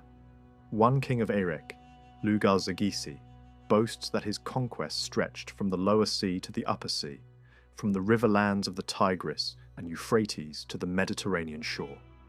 That claim, whether fully literal or partly ideological, shows how early rulers imagined the West as part of the world that could be taken, ruled, and named. Later, Oman traditions long preserved stories about Sargon, describing repeated campaigns into the land of the Amorites, and even the setting up of a royal image on the Syrian coast. A separate inscription, preserved through later copying, credits a great god with granting Sargon a sweeping western zone. Mari on the Euphrates, Yarmuti on the coast, and Ebla farther north, stretching onward toward the cedar forests and the so-called Silver Mountains. Those place names give shape to a geography. Mari is known as an important kingdom along the Euphrates. Iamuti appears elsewhere as a coastal town associated with Phoenician territory. Ebla is mentioned by several rulers and seems to lie farther north. The cedar forests described as lying beyond Ebla likely point toward the Amanus region, famous for its timber in other ancient texts. The Silver Mountains are often linked to the Taurus Range, a highland zone associated with mineral resources in later royal narratives. In other words, the record does not describe a vague west, but a corridor of specific regions that Mesopotamian rulers could name, imagine, and sometimes reach. A frequently quoted line in older traditions about Sargon says, "He crossed the Western Sea," once interpreted as the Mediterranean. Yet a later chronicle makes it clear that the sea he crossed was the eastern one, and that his western conquest followed afterward. In that telling, he crosses the eastern sea, and then, in the 11th year, subdues the western land in its full extent. The claim matters not because every detail must be accepted literally, but because it presents the West as a distinct strategic arena that could be conquered, mapped in words, and folded into a king's public identity. Another text tradition, preserved on a clay tablet found at Amarna, offers a different kind of memory. A tale of Sargon invading a distant country, separated by trackless forests and mountain barriers. Some have argued that this refers to a Hittite zone in eastern Asia Minor, and the tablet may have belonged to a foreign resident in Egypt centuries later. Whether the geography is precise or not, the motif is consistent. The great conqueror breaks through a difficult northern western frontier defined by woodland and high terrain, not by the river marshes of Babylonia. A date formula attached to Sargon's name adds a more direct statement by claiming that he conquered Amuru in a place called Bazar. The location remains uncertain, but the line is valuable because it presents Amuru as something a Mesopotamian ruler could claim to defeat in a named campaign, not merely as a distant direction. Later, during the age of Gudea, the record shifts tone. Instead of battle narratives, the emphasis turns to building. Gudea describes massive construction works and explains where his materials came from. Those sources include mountains in Amurus, regions in Arabia, and lands north of Amuru. Timber comes from the Amanus area, including cedar and other prized woods. Other woods are collected from regions tied to Ibla and its mountains. Stone for monuments is brought from different uplands, including areas described as part of Amuru. Marble is said to come from a mountain called Tidanu within the Western Sphere, and copper from a mountain associated with Damascus. Other materials arrive from far-reaching zones, including the Persian Gulf region and places that look toward the Mediterranean. The picture that emerges is a connected world of exchange and extraction. Even without explicit military records, the logistics imply influence, access, and the ability to draw resources across enormous distances. Under the rulers of the Ur dynasty, the story returns to war. Dungi's year names commemorate the devastation of cities in the west, including places connected in later imagination with famous biblical geography and others tied to Damascus. Many of these cities cannot be confidently identified today, but the pattern is clear. The Western Corridor is again a stage for royal violence and expansion. Dungi and his successors adopt the grand title King of the Four Quarters of the World, a phrase widely understood to include Amuru as part of the imperial horizon. Even small finds, like seal impressions turning up far away, hint at the reach of this ideology and at times the reach of power itself. For a period, Elam also appears as a dominant force over parts of the West. A ruler connected with Elam uses a title that presents him as suzerain of Amuru. Tradition preserved in Genesis describes an Elamite king leading an invasion into Palestine during the age of a coalition of rulers. Whatever one thinks of the historical precision of that narrative, it aligns with the broader idea that Elam was capable of projecting power westward during moments when Mesopotamian politics were in flux. This fits the wider sequence in which Elam gains ascendancy in Babylonia, at Larsa, and installs rulers tied to its own sphere. When Hammurabi defeats Elam and later brings Mari under control, he too claims authority linked to Amuru. A stele from the far north records him using the title King of Amuru, though it remains unclear how broadly the term is meant in that context. It may reflect a claim to Western authority, or it may signal that the label Amuru, sometimes stretched to include regions far from the Mediterranean coast, depending on the political moment and the royal storyteller. His successor, Samsu-Iluna, in a year formula, refers to the great mountains of Amuru, showing that Amuru could still be imagined as a land of high terrain and distant frontiers. Only one other king of the same dynasty uses a specialized title connected to Amuru, a phrase whose exact meaning is uncertain. After this, during the Kassite period, direct contact with Amuru largely disappears from the surviving royal narratives, aside from reference to the recovery and movement of cult images. Across these centuries, a broader pattern becomes visible. References to campaigns into Amuru often coincide with the strongest, most confident reigns in Babylonia. When the state is vigorous, rulers celebrate invasions and victories, not only over the west, but also over Elam and northern regions.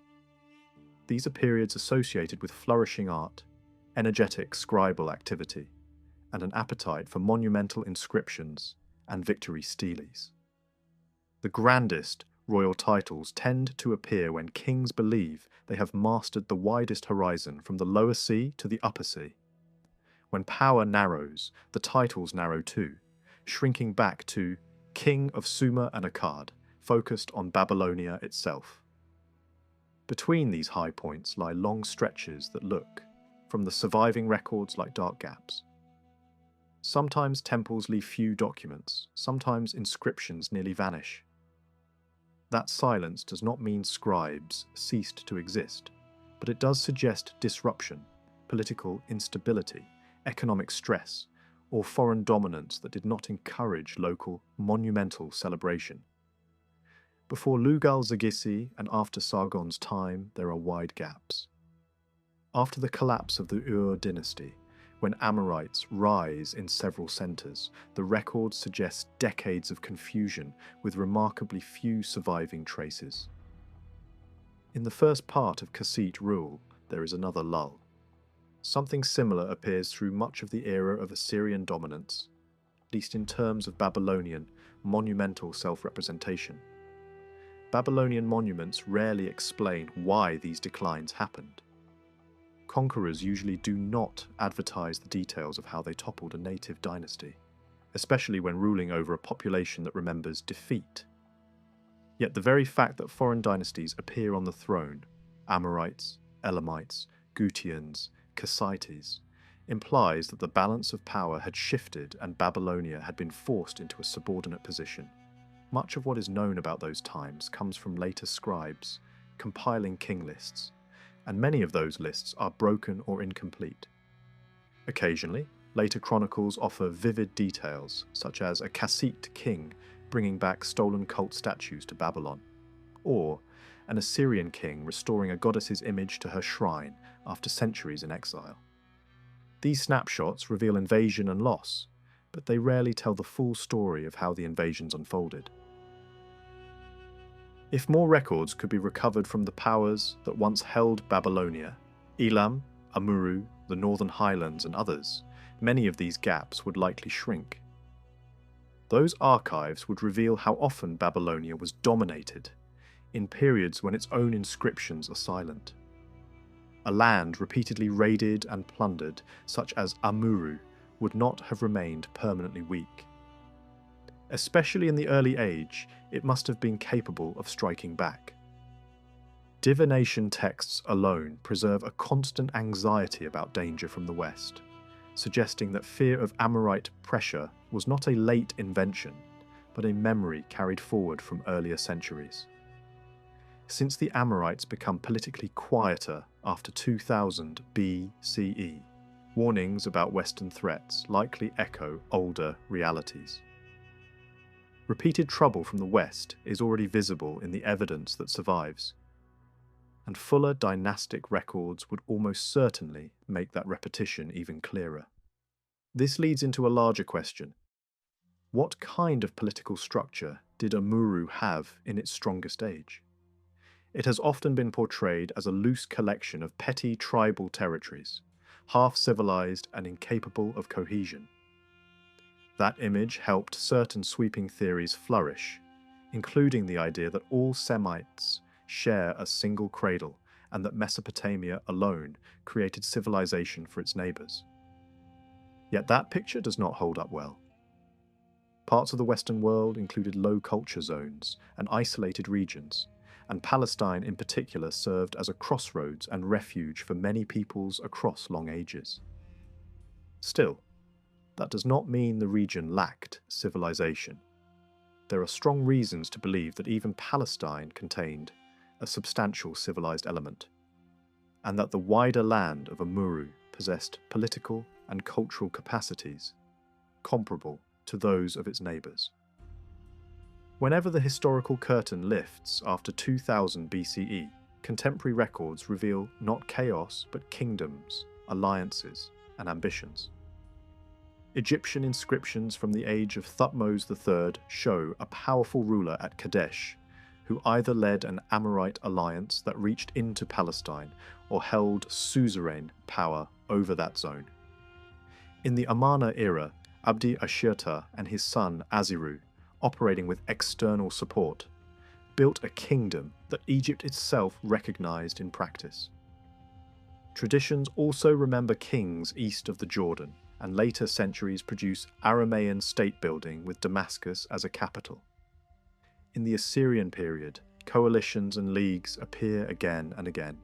Each time light reaches the political landscape, it reveals organized power. One of the strongest later examples of a Western kingdom is Jerusalem, before its division and eventual fall. Without the internal record preserved in the Old Testament, almost nothing would be known of the scale and aspirations of the kingdom associated with David and Solomon. External empires at that moment were comparatively distracted or weakened, giving space for a local power to grow. That situation could have occurred many times earlier. In other words, powerful hegemonies in Amuru could have existed during long silent stretches in Egyptian or Babylonian records, leaving little trace in foreign annals. The absence of foreign mention would not prove the absence of Western power. It would simply reflect the limits of surviving documentation. If Amuru functioned like other kingdoms, it likely had a central city from which authority radiated. Searching for that centre requires certain clues. Often, lands take their names from key cities, as seen elsewhere in the ancient Near East. A capital would probably have existed early enough to explain why Amuru appears as a land name in very early Mesopotamian usage. It would also need a position capable of influencing both the Mediterranean corridor and the Euphrates world. And if it once dominated widely, it may have later declined so thoroughly that its identity became blurred in memory. Another clue lies in religion. A Western storm god associated with Amuru appears under multiple forms in early Mesopotamian names. That suggests a cult center strong enough to send its divine name deep into Babylonian society. Yet after the late 3rd millennium, names built on that deity become rarer, and some forms nearly vanish. The god survives mostly in scholarly lists, as if preserved by scribes after the living cult had faded from public life. A striking proposal links this lost imperial center with the city later famous as the home of Abraham, known as Ur of the Chaldees. The argument depends on the way the name of Amuru appears in Aramaic tradition, and how Uru and Ur overlap in later memory. Ancient readers were uncertain about the city's identity, and some later traditions even confused it with other sites. For a long time, the true historical position of Ur in this wider story was largely forgotten. Yet if the same name could point both to Amuru and to Ur, the possibility arises that Ur was not merely a southern Mesopotamian city remembered in biblical tradition, but a name tied to a broader imperial identity that later became obscured. There is also another candidate theory, that the capital of Amuru lay on the coast opposite Arvad, in a place later known as Marathus, with related names surviving into later geography. Since Amuru in later centuries often refers specifically to a coastal Lebanon region, it is natural to search there for an older centre. Yet there is a problem. Early Babylonian and Egyptian texts mention many Mediterranean cities and coastal regions, but they do not clearly preserve the name of this supposed capital during the period when the Great Empire would have existed. That absence does not disprove the identification, but it weakens it, especially if other evidence points elsewhere. More recent consideration, therefore, turns toward the Euphrates corridor, and especially toward Mari, one of the earliest kingdoms known in the northern Semitic world. Mari's role in early Mesopotamian politics is enormous. One of the earliest surviving references to Mari appears on a votive statuette written in archaic script. It names a king of Mari and assigns him a title indicating authority connected with Enlil, a title that implies suzerain power reaching into Babylonia. The age of the sculpture and the character of the writing suggest an extremely early date. This small object, often overlooked, becomes a major signal. It may preserve the earliest known inscription of an Amorite ruler, and may belong to one of those early moments when the Western world held dominance over parts of Mesopotamia. Mari appears again in later accounts. An early ruler of Lagash describes a coalition that included Mari, together with other Semitic centres such as Kish and Opis against him. He claims victory and pursuit, though he does not claim to have conquered Mari itself. Later, Sargon explicitly records the capture of Mari and links it to a chain of western territories extending to forests and mountains. Even centuries afterward, an oracle refers to Ishbi-Ura, founder of the Isin dynasty, as the man of Mari, a phrase that points to origin and identity, not merely diplomacy. When combined with the Amorite character of many royal names in Isin, Larsa, and Babylon, and the flood of Amorite names in the general population, Mari stands out as a source of influence that shaped southern kingdoms from afar. A damaged votive inscription now in the Louvre seems to belong to this early horizon as well.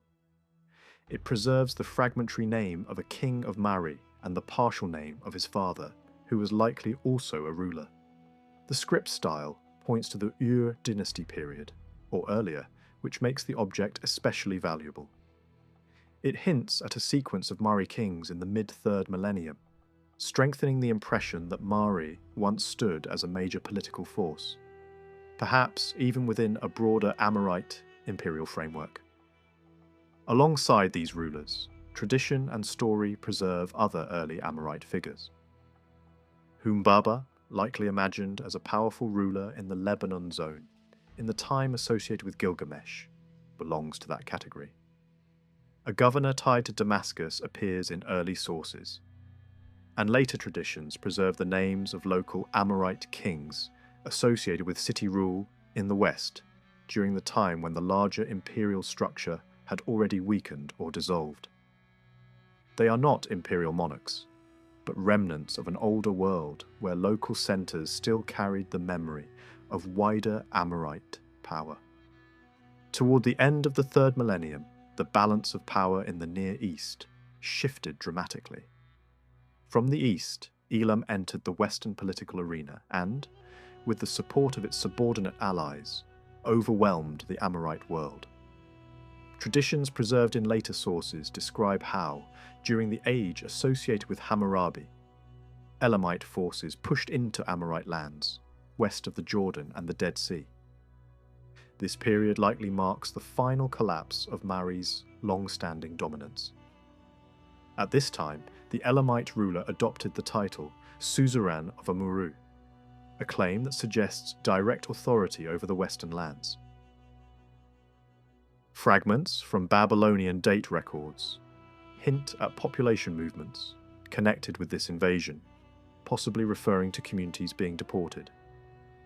A few years later, after Hammurabi freed himself from Elamite control, he turned decisively against Mari and its allies.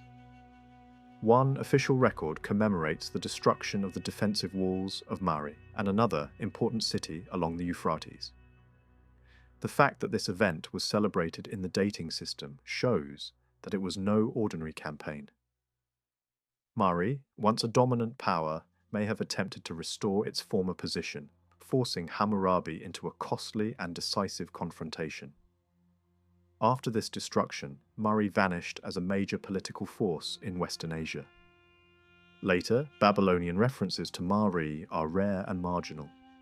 A governor from a much later period lists Mari merely as part of his administrative district, and another document mentions the city only as a nearby location. From this point onward, Mari no longer shaped regional politics. Its role as a centre of power had ended. Yet Mari's importance in earlier centuries becomes clearer when religion and mythology are considered. The city appears to be identical with the ancient sacred centre known as Mar, a place associated with a goddess honoured as the Lady of Mar. From this religious core emerged powerful divine figures, whose cults later spread into Mesopotamia. The identification of Mar with the broader land known as Amuru strengthens the argument that Mari was once the central city that unified Western Semitic peoples into a coherent political and cultural entity. Even after its political authority faded, the name Amuru endured for centuries as a label for the entire Western region. Mythological traditions reinforce this picture. Early legendary kings associated with the dawn of human rule are repeatedly linked with a divine name tied to this city. Several later historical figures also trace their origins back to Mari, including founders of important Mesopotamian dynasties. Traditions concerning Abraham likewise point to this region as his ancestral homeland. When all surviving evidence is considered together, no other city in the Western lands fits the profile of an early imperial centre as convincingly as Mari on the Euphrates. The question then arises, when did this Western hegemony begin, and when did it finally dissolve? Its origins clearly lie far earlier than the age of Sargon, but whether it already existed in the time of Etana, Sharbanda, or the age remembered in the Gilgamesh tradition cannot be determined with certainty. What can be said is that by the time early rulers of Mari claimed authority over parts of Babylonia, the Western Empire must already have been established. Sargon eventually humbled Mari and pushed his campaigns deep into the Western lands. After his dynasty, control passed briefly to highland peoples, then returned to Mesopotamian cities. And once again, records fall silent for a time. During the age of the Ur dynasty, Mari does not appear as a dominant power, although its fortified position may have spared it from outright conquest. These rulers claimed authority over the 4 quarters of the world, including Amuru, yet their inscriptions suggest extraction of resources, rather than permanent control. That balance later reversed. A man from Mari rose to the throne of Essene, showing that Western power had once again reached into Babylonia. Other Amorite dynasties appeared at roughly the same time in southern cities. Another period of silence followed, likely reflecting foreign dominance rather than collapse.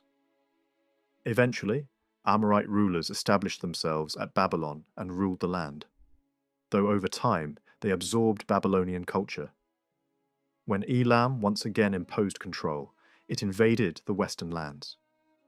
Hammurabi expelled the Elamites, then turned west, destroyed Mari's defences, and dismantled the remaining western strongholds. With that act, the imperial history of Mari and the old Amorite hegemony came to an end.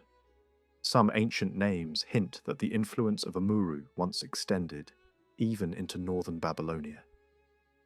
The repeated appearance of similar geographic terms suggests that, during periods of Amorite dominance, the name of the western land may have been applied more broadly.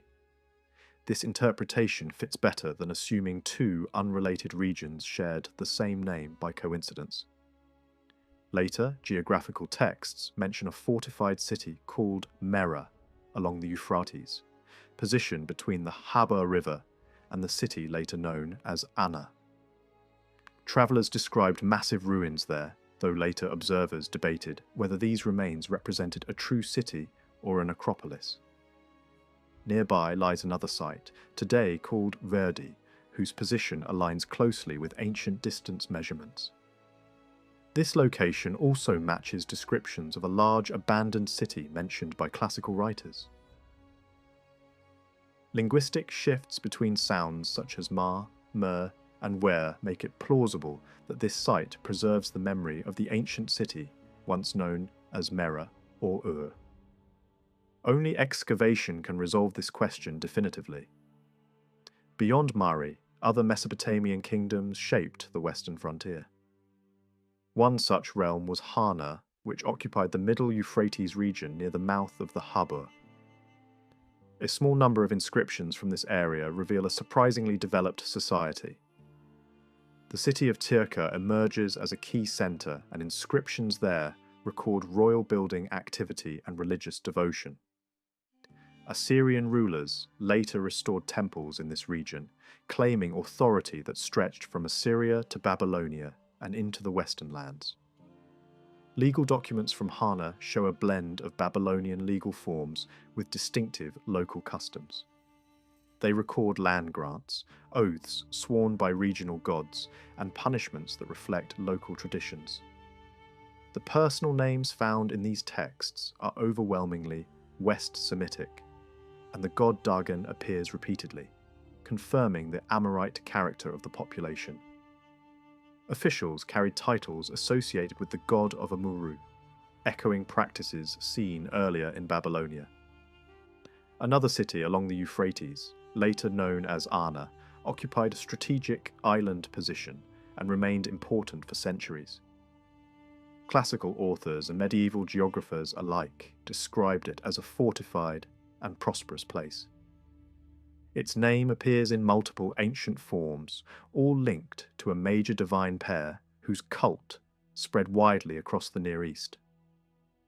This suggests that Anna was not merely a political centre, but also a major religious hub whose influence reached far beyond its immediate surroundings. North of this region lay Haran, one of the oldest and most significant cities of northern Mesopotamia. Situated on a major trade route, Haran's importance lay in its position as a crossroads between east and west. Though early written references are scarce, later, administrative records reveal a highly organised agricultural and urban system. Personal names from the region preserve the names of many deities, including the moon god, whose worship later made Haran famous. These records point to a long-standing and sophisticated culture that likely extended far back into earlier periods. Moving westward toward the Mediterranean, the political landscape becomes even more complex. Different cultures use different names for the same regions. Egyptians, Babylonians, and local populations each describe the land in their own terms. One constant, however, is the recognition of the Lebanon region as a vital zone of mountains, forests, and coastal cities. Damascus stands out as one of the most enduring urban centres in the ancient world. Its fertile oasis, fed by mountain rivers, made it a natural hub for settlement, trade, and craftsmanship from the earliest times. Though not always prominent in surviving inscriptions, its geographical advantages ensure that it must have played a major role long before it enters the written record in detail. Early texts likely refer to it under different names, and archaeological evidence supports its great antiquity. Farther north, Aleppo emerges as one of the most important religious and political centres of the early Semitic world. Ancient texts associate the city with the worship of a powerful goddess, whose cult spread widely and deeply influenced later religious traditions. References from different periods confirm that Aleppo was already prominent in the earliest stages of Mesopotamian history. Its position and religious importance suggest that it served as a major cultural centre from which ideas and beliefs radiated outward. Along the Mediterranean coast, cities such as Byblos and Semira appear early and repeatedly in both Egyptian and Mesopotamian records. These cities acted as gateways between inland kingdoms and the wider Mediterranean world. Campaigns by Mesopotamian rulers reached these coastal zones, confirming their integration into broader political networks. The most detailed picture of Western politics comes from the diplomatic correspondence of the 15th century. Letters exchanged between local rulers and the Egyptian court reveal a world of shifting alliances, betrayals, and rival empires. At this time, Mitanni held influence in the north, while the Hittites were rising as a major power. Amorite princes navigated between these forces, often pledging loyalty to one while secretly cooperating with another. In this turbulent environment, one Amorite ruler succeeded in carving out a kingdom that stretched across much of the Lebanon region. Though formerly a vassal of Egypt, he aligned himself with the Hittites, exploited Egyptian weakness, and eliminated rival city rulers. Despite repeated warnings from loyal allies, Egypt responded too slowly. By the time decisive action was taken, much of the region had fallen under Amorite control. Eventually, Egypt attempted to reassert authority, but the balance had shifted. Treaties followed wars and borders hardened. The Hittites and Egyptians reached an accommodation, leaving much of northern Amuru under Hittite influence. For decades, the region remained a contested frontier, shaped by diplomacy as much as by force. In the early 1880s, Archibald Henry Sayce and Theophilus Pinches drew attention to two clay tablets. One kept in the British Museum and another in the Louvre, whose language did not match what scholars expected. Because these objects were said to come from the region around Caesarea in central Anatolia, they were labelled Cappadocian, almost by default. Not long after, William Mitchell Ramsay, encouraged by Sayce, searched the markets of Caesarea and managed to acquire several more examples. A wider archaeological context began to form when the French explorer Ernest Chantre investigated Kara Eyuk, a mound known locally as the Black Mound, because it was packed with burnt and charred debris. Alongside tablets, the site produced pottery and other remains, strengthening the impression that the texts were not isolated curiosities, but part of a local world with its own material culture. Interest grew sharply in 1889 when Vladimir Golenishev published a set of 24 tablets obtained through antiquities networks reaching Caesarea, Constantinople, and Cairo. He argued that the writing belonged to an Assyrian variety of Akkadian and could identify many personal names. Philologists followed quickly. Friedrich Delitzsch produced a detailed language study, and Jensen added his own analysis soon afterward. Other specialists then offered hand copies, transliterations, and translations of selected documents, and more tablets continued to appear in print through the work of several editors. Early on, certain features caught the attention of historians of Mesopotamia.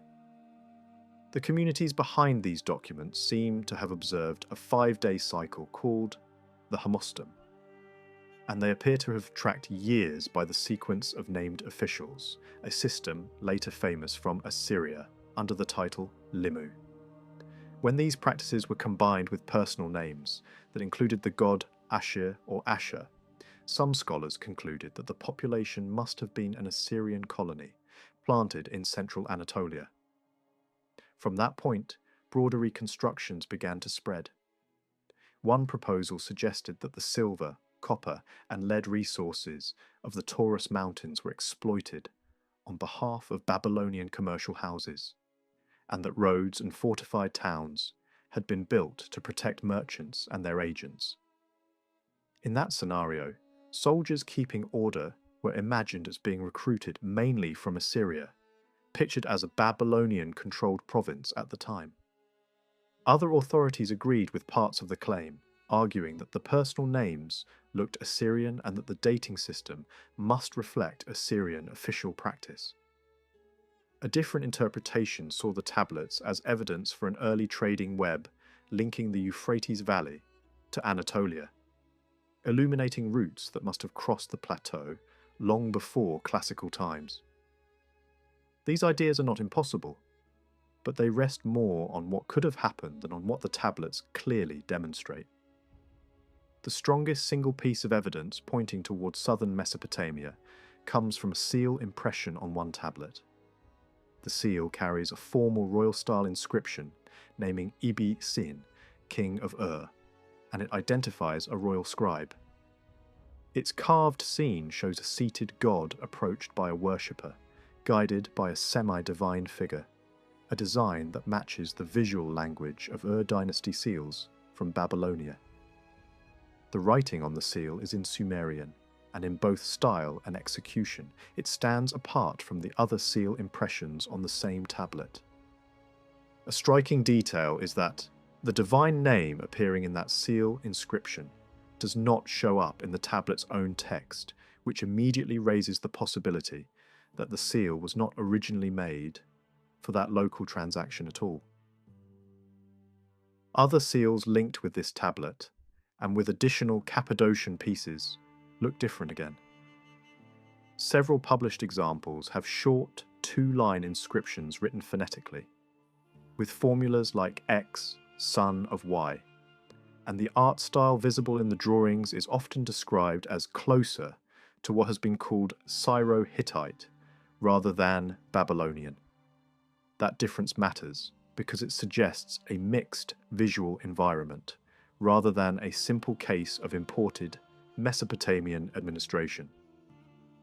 The only direct point of contact that seems genuinely Assyrian rather than inferred appears on another seal impression from Keira Ayuk, published in a hand copy. It names a ruler in Asher with a father and son line. The problem is that without a clear photograph of the seal, uncertainty remains about both the reading and the imagery that accompanied the text. Even so, the name pair associated with that seal overlaps with names found in early inscriptions from Asher itself, making it plausible that the seal really does refer to officials of that city. If that identification is accepted, it still does not automatically prove political control over Anatolia. The seal, the 5-day cycle, the eponym year dating, and the god Asher inside personal names are real points of overlap. But they do not, by themselves, explain how authority worked on the ground. The more ambitious claims, large-scale mine management by distant firms, a road and fortress network built as a frontier system against the Hittites, and an army drafted from Assyria, remain conjectures if the texts themselves do not directly mention such arrangements. What the documents plainly resemble are contracts, legal decisions, and letters of the everyday kind, known from temple and town archives. Local business disputes, loans, partnerships, shipments, witness lists, and routine administration that could function perfectly well without being the paperwork of a foreign occupation. One tablet illustrates how complicated the evidence can be even in a single case.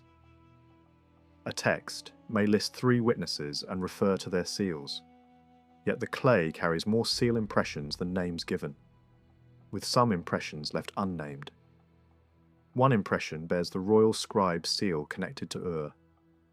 Another bears a name not mentioned in the written lines, and two impressions have no readable names at all.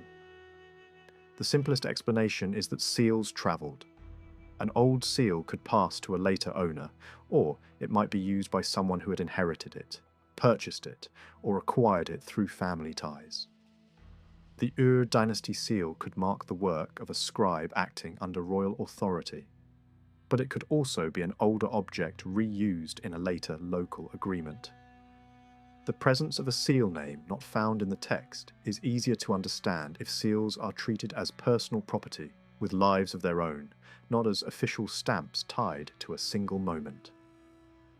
If the Ur kings truly extended influence into central Anatolia, the appearance of southern Mesopotamian material makes sense without needing to transform the whole society into a colony. Yet, the Assyrian traits create a different kind of puzzle.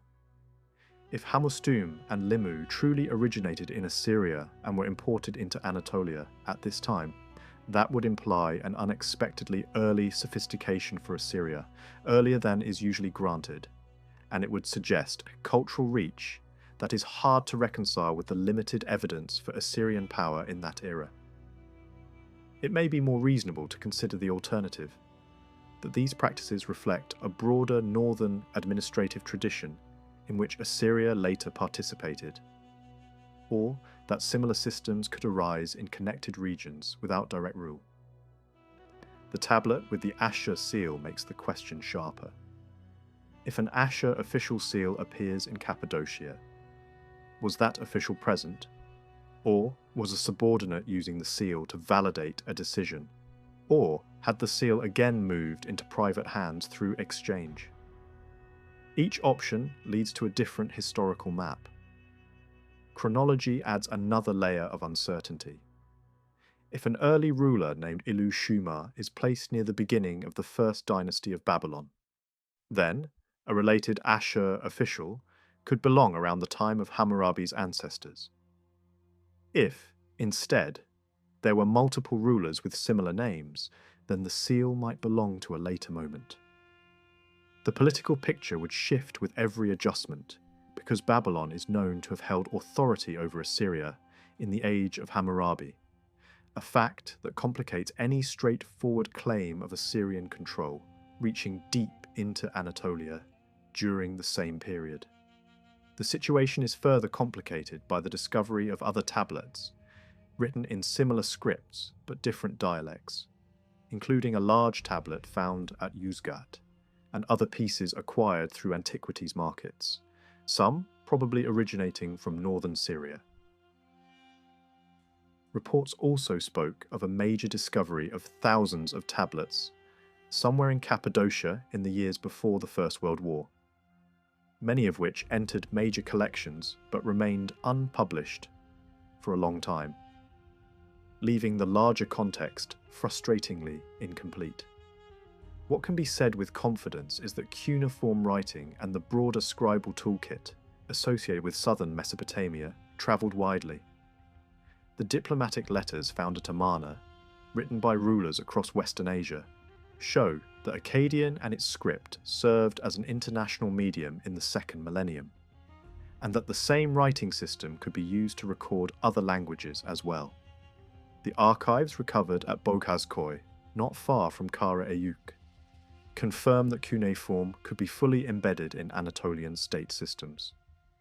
Against that backdrop, the Cappadocian tablets raise a more basic question. How early did this writing tradition reach the plateau, and by what paths did it become local practice? Earlier, Babylonian rulers are known to have exploited parts of Anatolia long before the Ur dynasty, which leaves open the possibility that language and script arrived in waves, each one leaving traces that later communities adapted rather than simply copied. Archaeology in Anatolia also warns against overconfidence. For a long time, much knowledge of the region came from surface finds, rather than deep excavation, and only a handful of major sites had been investigated. The plateau and its surrounding zones, Lycia, Phrygia, Cilicia, Pamphylia, contain countless mounds that could transform the historical picture once properly dug. Discoveries elsewhere have already shown how misleading older assumptions can be. Before modern excavation and cross-regional evidence, the Hittites were little more than names preserved in biblical passages. But within a few decades they became one of the best documented imperial systems of the late Bronze Age. Anatolia may hold comparable surprises for even earlier periods, with civilizations whose age and complexity could rival those of Egypt and Mesopotamia, long before the Greek world came into view. The script used in these Cappadocian texts is often described as early Babylonian, but the handwriting has distinctive local habits. Tablets can often be recognized by their shape, layout, and the way signs are formed. The language, too, looks like an Akkadian base influenced by local speech, hinting at scribes who lived and worked inside Anatolia rather than visiting from the south. This matters when evaluating seals and artistic styles. The dynasty seal looks thoroughly Babylonian, both in its carved scene and in its Sumerian phrasing, which makes it unlikely to be the product of a local workshop. But the documents themselves, legal formulas, business concerns, and the broader texture of the writing do not read like paperwork produced for distant imperial interests. They look like the records of an organized society managing its own affairs, one that adopted and adapted a prestigious writing system for local needs. Personal names offer the same mixed picture. Some are clearly non-Semitic and can be compared with Anatolian patterns, but many others are West Semitic and often classed as Amorite. The gods appearing inside these names, Amuru, Ashir or Asher, Ashirta, Anu, Adad, Shamash, fit an environment where different religious currents met and where naming traditions could absorb outside elements without losing their own character. Some names appear Babylonianized, shaped to fit Akkadian spelling habits, which is exactly what is expected when a community uses a foreign script to record local speech. The extent of West Semitic movement into Anatolia is still unknown, but mining districts like those near Kara Ayuk would have drawn people in from many directions. The deeper question is how cultural elements shared with Assyria entered the region. Without a clearer picture of the lands between northern Mesopotamia and Anatolia in the earliest centuries, before later powers reshaped the map, the safest conclusion is that the tablets preserve contact, not necessarily conquest, and local complexity, not simple dependency. The same broader lens is useful when the focus shifts south to Egypt and the Amorite world. Many specialists have long argued that Egypt's earliest cultural formation included a strong Semitic component, visible in language history and in physical anthropology, especially in northern Egypt. Several centuries of political fragmentation after the collapse of an early central order are often seen as a time when large numbers of Semitic loanwords entered Egyptian speech. And this overlaps with the era when Amorite dynasties rose to prominence in Mesopotamia. Later, an Asiatic group remembered under the name Hyksos ruled parts of Egypt for a significant period, described in Egyptian sources as foreigners from Asia and, in much later traditions, linked with groups from the Levant. When Ahmose I captured their stronghold and drove them out, the retreat is portrayed as moving northward into the lands of Syria and Phoenicia. And only after decades did Egypt fully break the coalitions that had formed around major centres, like Kadesh on the Orontes. Hyksos rulers, known by name, include several bearing the name Apophis, and others with names that look Semitic in form. Some modern reconstructions have even suggested that shifting tribal leadership in this shadowy period could help explain later traditions about Levantine groups entering Egypt, though such ideas remain speculative. In the realm of religion, another line of research argues that Egyptian myth did not develop in isolation. Because Heliopolis stood at the edge of routes leading east, it could have been exposed to foreign stories in very early times. One example often discussed is the theme of a cosmic battle between a god of order, or light, and a primeval monster of the deep, a pattern associated in Mesopotamia with the struggle against Tiamat, and in Egypt with the serpent enemy of the sun god. The striking point in this comparison is not that Egypt copied a Mesopotamian text word for word, but that certain mythic structures and images may have moved westward long before political empires made such movement obvious. As centuries passed, individual foreign deities or divine titles appear more clearly inside Egyptian practice.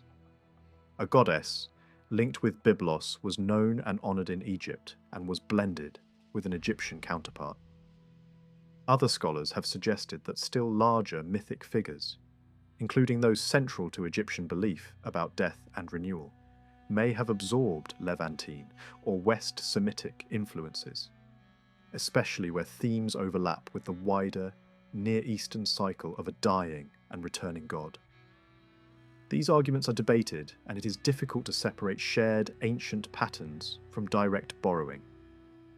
Yet it is clear that, after the Hyksos period, the worship of deities associated with Syria and the Levant became fashionable in Egypt, carried by immigrants, soldiers, traders, and mercenaries. Egyptian texts and images describe foreign gods as storm bringers and mountain lords, fierce in battle, and foreign goddesses as powerful, erotic, and closely tied to war, heaven, and sovereignty. In many cases, Egyptian religion did not merely import these deities. It reshaped them, aligned them with local symbols, and placed them into Egyptian sacred geography. Egypt's knowledge of the Levant also appears in records of trade, raids, and campaigns. Very early rulers boasted of bringing cedar from Lebanon, and later reliefs show naval actions against coastal cities and depict Levantines as captives. In the Old Kingdom, an Egyptian commander described repeated expeditions against sand dwellers in southern Palestine, and even a seaborne operation to strike behind enemy positions, the earliest clear notice of an Egyptian invasion in that direction. The famous story of a high-ranking Egyptian fugitive set in the Middle Kingdom paints northern Syria and Palestine as fertile and prosperous, a land of vines, figs, oil, honey, cattle, and grain, ruled by chieftains with courts and kin networks, where an outsider could rise, marry into power, and live in comfort. Even if shaped by literary goals, the tale reflects a world of settled wealth rather than a landscape of mere nomad camps. Other Middle Kingdom evidence strengthens that picture. A painted scene in an elite tomb shows a visiting group of Asiatics, men, women, and children, arriving with goods, such as eye paint, led by a highland chief. Their clothing and equipment are carefully detailed, and the scene presents them not as ragged intruders, but as an organized community with transport animals, music, and valuables. Whether the painting idealizes or accurately records a specific embassy, it confirms that Egypt recognized Levantine groups as part of a complex border world where trade, diplomacy, and migration blended together. Later, as Egypt recovered from Hyksos domination, kings again moved north, besieging cities, pursuing enemies into Palestine, and pushing into Syria. In the early New Kingdom, Egyptian armies reached as far as the Euphrates, and boundary monuments were set up to mark the limits of power. A sequence of campaigns under strong rulers broke coalitions, captured fortified cities, and forced tribute from wide regions. Lists of towns and peoples carved into temple walls show how deeply Egypt's influence reached, at least for a time, and the recorded spoils, horses, chariots, armour, livestock, reveal the economic strength of the lands being fought over. Later, rulers maintained alliances through marriage diplomacy with powers like Mitanni, while Egypt enjoyed a period of relative stability in its Asian holdings. Yet this balance did not last. Pressure from northern powers increased, and local Levantine rulers began to shift loyalties. Diplomatic letters from the period show a world where vassals pleaded for help, rivals plotted, and great kings exchanged gifts and demands, all while control on the ground slipped away. Under the reign of the pharaoh who promoted the worship of the Aten, Egypt's Asian empire unravelled. Northern forces advanced, and a combination of external pressure and internal betrayal pulled city after city out of Egypt's orbit. Allies and mercenaries joined the attackers, loyal governors were overwhelmed, and Egyptian authority contracted rapidly. A few Egyptian records hint at displaced populations and new settlements inside Egypt itself. But the strongest narrative comes from the letters sent from Syria and Palestine. Messages filled with urgency, fear, and accusation, written from a frontier that no longer believed rescue would arrive. By the end of this phase, the political map of the Levant had been radically reordered, and Egypt's former dominance was replaced by a new balance of power shaped by northern expansion and local realignments. After a long interval of relative silence in the Egyptian records, the reign of Seti I marked a renewed Egyptian engagement with the lands of the Levant. Early in his rule, he launched campaigns against Bedouin groups operating in southern Palestine. These groups had formed alliances with local populations and were disrupting Egyptian control. Seti responded forcefully, suppressing their resistance and reasserting authority over the region. Following this, Egyptian forces advanced into the fertile plain of Esdraelon, where several towns were captured. Seti commemorated these successes by erecting a victory monument in the Hauran. The presence of this monument signaled a turning point as regional rulers came forward to declare their loyalty. Egyptian power had once again become a reality in the southern Levant.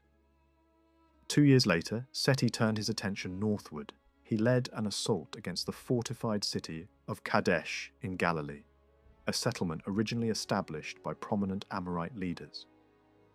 The capture of this city was strategically important, as it controlled access to key routes between inland Syria and the Mediterranean coast.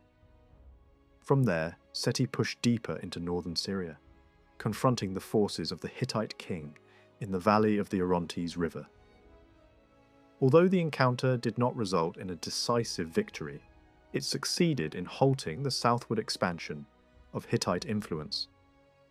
In the years that followed, a peace agreement was reached, stabilizing relations between Egypt and the Hittite realm for a time.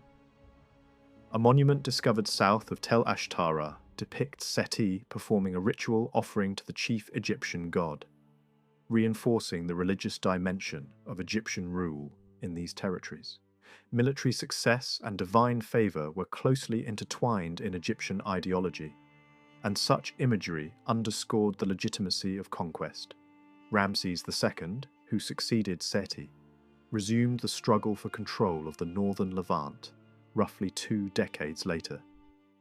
Early in his reign, he launched a campaign against Kadesh, seizing the city and marking his advance with inscriptions carved into the rock along the coastal route near modern Beirut.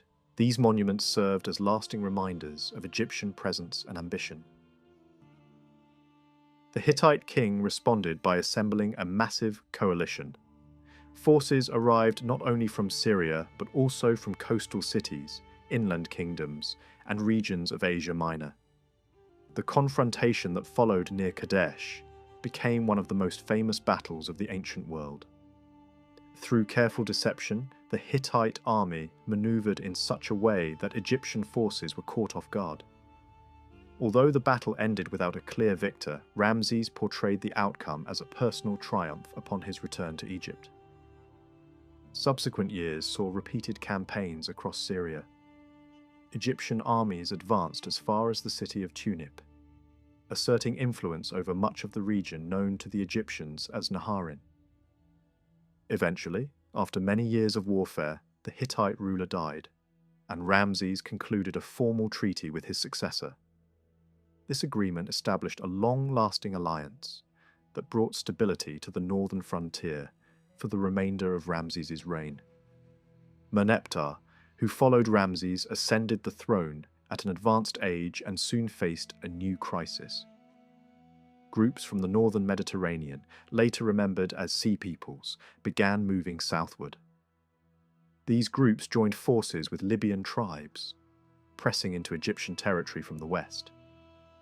The resulting conflict marked a major disruption of established power structures, contributing to the weakening of Hittite authority in the north and ending large-scale conflict between Egypt and the Hittites. In celebrating his victory over these threats, Merneptah composed a poetic inscription listing subdued regions and peoples.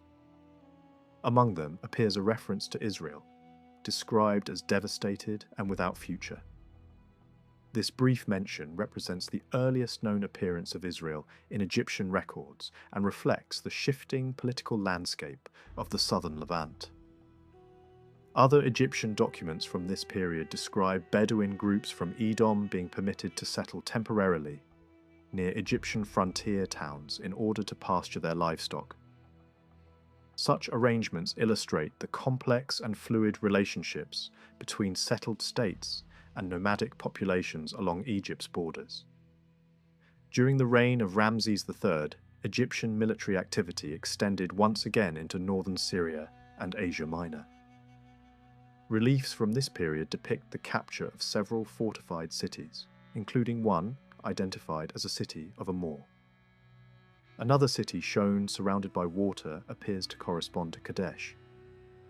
These scenes suggest that Amorite settlements continued to play a role in regional conflicts well into the late Bronze Age. Centuries later, the Egyptian ruler Sheshonq launched a major campaign into Palestine. His invasion is remembered not only in Egyptian monuments, but also in biblical tradition. A monumental relief lists numerous towns in Israel and Judah that fell under Egyptian control. Although only a portion of these names can be identified today, the list demonstrates the scale of Egyptian involvement in the region during this period. Taken together, Egyptian records from different eras reveal a long-standing interaction with Amuru and its peoples. Archaeological and textual evidence suggests that centres within this land possessed a well-developed civilization at an early date. While direct political engagement between Egypt and Amuru appears limited in the earliest periods, it remains possible that Amorite incursions contributed to episodes of instability in Egyptian history, much as they are known to have done in Mesopotamia. Before the Hyksos period, Egyptian monuments provide little information about political unity among the Amorite states. This silence likely reflects gaps in the record rather than an absence of organised power. The Hyksos movement itself almost certainly represented a coordinated effort by Western Semitic groups. After their expulsion, Amorite cities along the Mediterranean coast appear to have cooperated in resisting renewed Egyptian expansion under later pharaohs. Records from the second millennium reveal a society in Amuru that was stable, resilient, and economically productive. Egyptian campaigns encountered heavily fortified cities capable of prolonged resistance. The volume and quality of tribute extracted from the region, along with evidence of extensive trade networks, point to a civilization with deep roots and long continuity. The visible remains of this culture suggest centuries of development, preceding the earliest surviving records. In biblical tradition, the Amorites are remembered as inhabitants of the land before the arrival of Israel. The term Amorite is used in multiple ways, sometimes referring to a specific people, and at other times serving as a general label for the inhabitants of the highlands. In several passages, it becomes a collective designation for various populations of the land, reflecting both ethnic diversity and later memory. The earliest biblical narrative involving the Amorites appears in the account of an eastern campaign into Palestine. This episode describes a coalition led by the king of Elam, joined by rulers from Mesopotamia, advancing through the Jordan Valley and the southern highlands. They defeated several groups and struck Amorite communities, located near the Dead Sea and further south. The route of this campaign suggests movement along the eastern side of the Jordan before turning westward. Later, biblical traditions place Amorite settlements near Hebron, Shechem, and throughout the hill country. Stories recount conflicts between these communities and the ancestors of Israel, sometimes presenting the Amorites as dominant rulers of extensive territories east of the Jordan. Two major Amorite kingdoms are described in this region, stretching from the Arnon River in the south to the slopes of Mount Hermon in the north, and extending eastward to the desert frontier. According to these traditions, these kingdoms controlled a vast area that included Bashan, Gilead, Moab, and Edom, reaching as far as the Gulf of Aqaba. Their defeat marked a significant turning point, allowing Israelite settlement east of the Jordan before the crossing into the central highlands. West of the Jordan, Amorite rulers appear as leaders of city-states, rather than large territorial kingdoms. Accounts describe alliances of Amorite kings opposing Israelite advances, particularly around Jerusalem and the southern hill country. The persistence of the term Amorite in later prophetic texts suggests that the memory of this older population remained deeply embedded in cultural tradition. Although relatively few personal names of Amorite individuals survive in biblical texts, those that do appear reflect a Semitic linguistic background.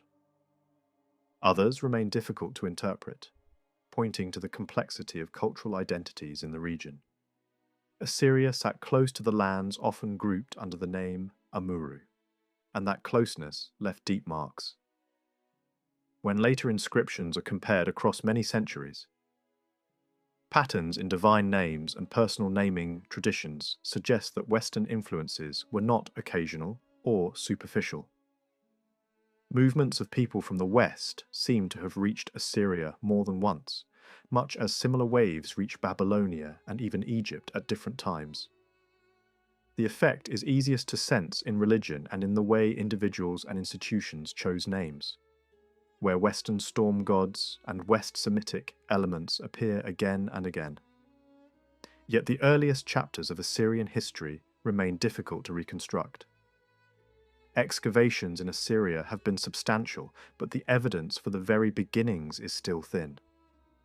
Much of what is known about the earliest rulers comes from later references rather than records written in their own time. Inscriptions from much later kings preserve the names of figures remembered as founders.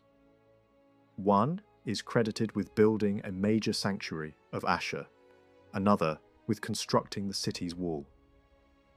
A late chronicle even places an Assyrian king in conflict with a ruler identified with the first king of Babylon's earliest dynasty. By contrast, the earliest secure contemporary mention of Assyria from the south appears in a message connected with Hammurabi, and it implies that in that period Assyria lay under Babylon's authority. Because early Assyrian references appear so late, scholars have long debated where Assyria's civilization originally came from. Older reconstructions often pictured Assyria as a branch growing out of Babylonia, partly because it used the same writing system and much of the same scribal language. The earliest inhabitants wrote in Akkadian and employed the Sumero-Akkadian cuneiform tradition, and religious vocabulary includes numerous Sumerian words and Sumerian-style temple names. Those features clearly point to a Sumerian imprint at some stage. What remains uncertain is the route by which that imprint arrived. Direct contact with Sumerian culture is possible, but another path is equally plausible.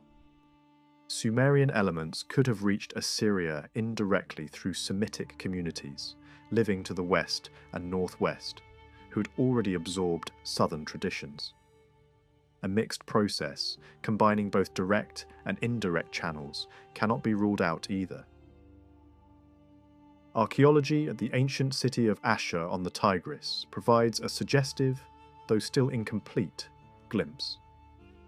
In the lowest level of the site, separated from later remains by a thick layer of burnt debris, excavators found crude stone figures whose style recalls southern Mesopotamian craftsmanship. Details like shell-inlaid eyes, the shape of the head, facial treatment, and the handling of clothing resemble objects known from Sumerian contexts in southern Babylonia. That combination makes it reasonable to imagine a period when the community at Ashur stood within a broader cultural sphere shaped by Sumerian artistic habits. Whether this influence arrived after settlement in Assyria or earlier, before the group reached the Tigris region at all, remains an open question. Alongside that southern imprint, there is another argument that pulls attention westward. Certain early temple and personal names, along with the appearance of West Semitic deities, point to an Assyrian culture that was strongly shaped by migration and contact from the West. Some modern scholars have leaned towards similar conclusions, even if they disagree on the direction and timing of the earliest Semitic movements. One school of thought links the earliest Semites in Assyria to successive migrations out of Arabia into the Euphrates zone, imagining a broad desert-to-river movement that eventually produced major dynasties in Mesopotamia. Other reconstructions, however, see the evidence pointing less toward an Arabian origin story and more toward West Semitic currents, rooted in the lands traditionally called Amuru and its neighbouring corridors. The earliest remembered rulers of Assyria, known mainly from later tradition, have sometimes been labelled as connected to northern populations, such as the Hittite Mitanni world. If that identification is correct, it is still difficult to trace any large, lasting cultural package coming from that direction in the earliest phases. Those rulers would likely belong before the period when the kings of Ur carried titles that implied universal reach, since a strong southern power would be expected to resist serious encroachment north of Akkad. When the earliest better attested Assyrian rulers appear, their sequence seems to begin near the era when Amorite dynasties were rising in southern Mesopotamia. That timing makes renewed west to east movement a realistic possibility. If Semitic groups lived in Assyria earlier and were simply Babylonian in character, they left little that can be identified as uniquely theirs, beyond the use of language and script. Religious evidence offers some of the clearest clues, but it also forces careful reading. An Assyrian king of the early 2nd millennium describes himself as a builder of a temple whose divine name looks, at first glance, like straightforward Babylonian influence. Yet later, Assyrian tradition links that same shrine with the god Amuru, treating the deity worshipped there as an elder form of a major divine figure. That association becomes easier to understand if the god in question is approached not as a purely southern import, but as a storm lord whose identity overlaps with Western traditions.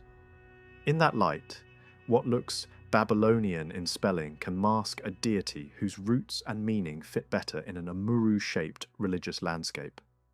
The national god Ashur presents another problem. There is no clear evidence for an early Babylonian cult of this deity, yet the name and the divine element appear prominently in central Anatolia at a surprisingly early period. In the Cappadocian archives, likely dating around the age of Ur or close to it, Ashur or Ashir is already deeply embedded in personal naming. The same region shows administrative habits that later become famous in Assyria, such as a 5-day cycle and the use of named officials to mark time. This overlap could mean influence travelling from one region to the other, or it could hint at a shared background tradition in the zones between northern Mesopotamia and Anatolia that has not yet been recovered archaeologically. On top of this, the earliest Assyrian royal names often incorporate deities that align well with Western Semitic religion, including Ashur, Adad, Dargan, and Shamash. The earliest known temples in Assyria also include sanctuaries dedicated to Adad and Anu, gods who can be closely associated with broader West Semitic worship patterns as much as with Mesopotamian ones. When Assyrian kings begin to describe campaigns beyond their heartland, contact with the Western lands becomes more visible. An early ruler around the mid-2nd millennium presents himself with an expansive royal title and describes efforts focused on the territory between the Tigris and the Euphrates. He also claims to have set up a monument in Lebanon on the shore of the Mediterranean. The account does not emphasize hard fighting in that western zone, which could suggest a moment when the coastal and inland regions were already shaped by larger powers and shifting tributary relationships, especially in the period before Egypt fully reasserted itself in Syria after expelling the Hyksos. Later, rulers pushed Assyrian pressure outward in more systematic ways. Kings of the 15th to 13th centuries are credited with campaigns against northern and western neighbours and with suppressing Aramean groups along the borderlands. One ruler boasted of conquests along the Euphrates and into the corridor toward Carchemish. Others repeated grand titles that projected universal reach. Another ruler used an even more ambitious formula that echoed claims made by the kings of Ur long before. In theory, such titles implied the 4 directional regions of the civilized world, including the western lands, grouped under Amuru. In practice, the reality was more limited. At that time, Egypt and the Hittite kingdom were locked in a struggle for dominance in the Mediterranean-facing zones of Syria, and their inscriptions dominate the narrative of control there. Assyria may have raided, pressured, or held portions of the eastern edge, but it does not appear as a decisive player in the coastal contest described by Egyptian records. By the early 1st millennium, the picture changes and Assyrian inscriptions speak more openly about the Western Sea and the lands beyond. A powerful ruler of this later age claimed to have sailed on the Mediterranean using ships from a Phoenician island city, calling the waters the Great Sea of the Western Land.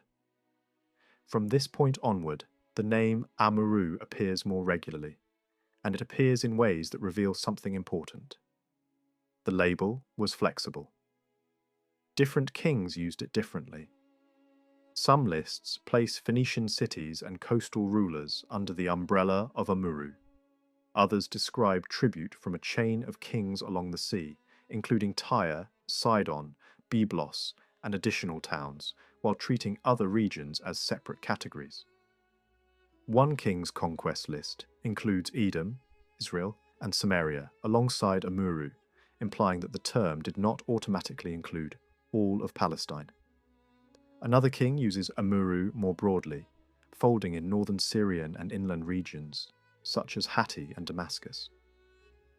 Later, rulers expand it even further, treating Philistia, Phoenicia, and Transjordanian kingdoms as part of the same Western sphere.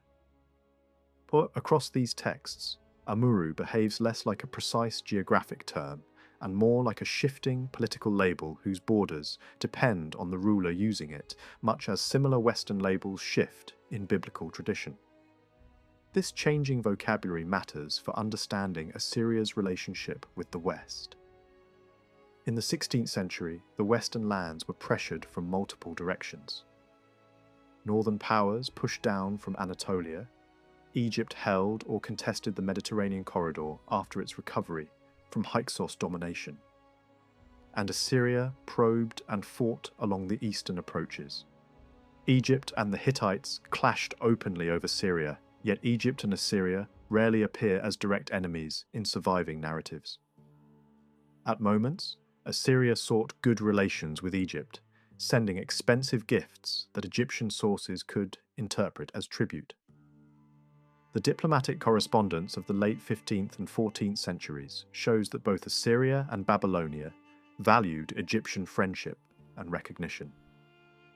Meanwhile, Assyrian inscriptions from later centuries suggest how hard it was to keep even partial dominance in the western edge zones. Repeated campaigns were required to hold influence, and control had to be constantly reasserted. Among the earliest Assyrian kings who looked westward, one stands out for more than conquest claims. Evidence links him to building activity on the Euphrates, implying interest in administration and stability, not only raids and submission. That kind of constructive footprint is rare in the early record and therefore especially revealing, because it points to Assyrian involvement in the Middle Euphrates corridor as something more organised than occasional violence. Later rulers, by contrast, advertise a wider reach, including maritime ventures and lists of tributary kings, reflecting an empire increasingly confident in projecting power across long distances. A complete exploration of religion in the land known as Amuru would have to draw on every surviving trace. It would involve inscriptions from across the region, references preserved in later traditions, and even beliefs, sacred places, and rituals that survived long after the original cultures disappeared. Such a study would also have to consider inherited practices that continued quietly through generations, reshaped but never fully erased. That kind of reconstruction, however, lies far beyond what current evidence allows. The aim here is more limited. The focus is on demonstrating that Amorite civilization reached far back into antiquity and exerted a strong influence on neighbouring cultures. Instead of attempting a full reconstruction of Amorite religion, which remains impossible, attention is directed toward the deities that can be identified with some confidence through contemporary records. Even this task requires caution. The region known as Amuru was never culturally uniform. It was inhabited by different peoples, including groups that were not Semitic. How much their beliefs shaped what later came to be labelled Amorite religion is unclear, just as it is uncertain whether some deities later considered Semitic originally came from outside that tradition. Complicating matters further, the same divine power often carried different names in different places. Storm gods in particular appear under many local titles, yet share overlapping traits. This pattern appears again and again across western Syria, northern Mesopotamia, and beyond. Even the god later worshipped by the Hebrews shows signs of having once been understood as a mountain and storm deity. Surviving inscriptions from Aramean kingdoms list groups of gods rather than organised pantheons, and the evidence never allows a clear system to emerge. What survives instead are fragments, titles, attributes, and shifting identities, often filtered through the perspectives of later cultures that adopted these gods and reshaped them to fit new environments. Deities changed when they crossed borders. A god of mountains lost that identity when worshipped on the plains. A storm god carried into a dry land acquired new meanings. A deity tied to rain and fertility might later become associated with springs, rivers, or the deep. Political rivalry also shaped divine reputations. A god worshipped by invading peoples could be reinterpreted by the conquered as a bringer of plague, destruction, and death. Over time, such perceptions hardened into theology. Gods of war, storm, and fertility were often one and the same, and destruction and abundance were seen as two sides of the same power. In some cases, even a deity's gender changed. Gods became goddesses, and goddesses became gods as they entered new religious worlds. Solar deities could shift between male and female forms. These changes were not philosophical statements about duality, but practical adaptations. Names were reinterpreted, endings altered, and meanings forgotten. What mattered was continuity of power, not consistency of form. As theological systems developed, especially in Mesopotamia, gods were increasingly merged. Different names were treated as expressions of the same force. Syncretism became standard practice, not exception. Titles like Lord, God, King, or Father replaced older divine names in personal devotion. Over time, these titles themselves became gods. Local deities absorbed one another, and sacred names multiplied without fixed boundaries. Within this shifting landscape, the god identified with the land itself stands out. The deity known as Amuru or Uru carried the same name as the Western lands and appears at the head of very early mythic traditions. This strongly suggests that this god once stood at the centre of Amorite belief. Yet even here, certainty remains elusive. With limited evidence, the safest approach is to examine the gods individually rather than assume a fixed hierarchy. Among these deities, Adad holds a prominent place. Known by many spellings and also remembered as Hadad, he was the storm god of the Western Semites. Across treaties, royal letters, and inscriptions, Adad appears as Lord of Heaven, bringer of rain, and wielder of lightning. He embodied both abundance and famine, fertility and devastation. His power made him a natural god of war, and rulers praised him as the force that shattered enemies. Over time, his identity blended with that of the sun god, reflecting how storm and solar qualities were often combined in Amorite religion. Unlike some other Western gods, Adad never became anchored to a single Babylonian city. His worship spread widely, but he remained a force rather than a location. In Assyria, however, he rose to special prominence, standing beside Ashur as one of the chief gods of the state. Artistic depictions show him standing upon a bull, holding thunderbolts, emphasizing his control over storms and strength.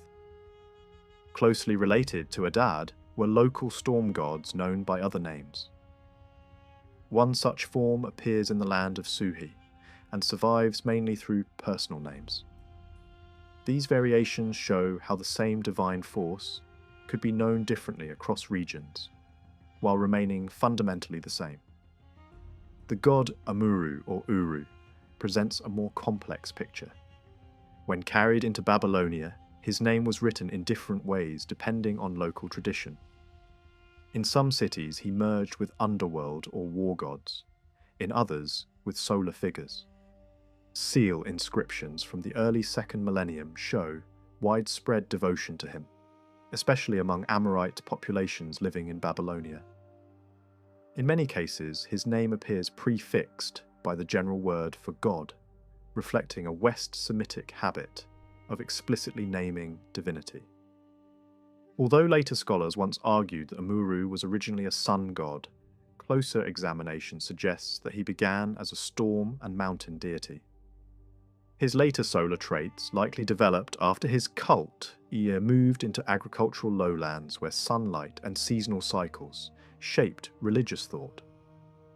His frequent identification with Adad in theological lists confirms this origin. Anu and his consort Antu, often assumed to be purely Babylonian, show strong signs of Western origin as well. Their names appear early in West Semitic personal names, and in religious centres west of the Euphrates. The earliest known temples dedicated to Anu appear in regions settled from the west, not the south. Place names across Syria and Palestine preserve traces of Antu's worship, and Egyptian sources confirm that her cult entered the Nile Valley from Asia rather than Mesopotamia.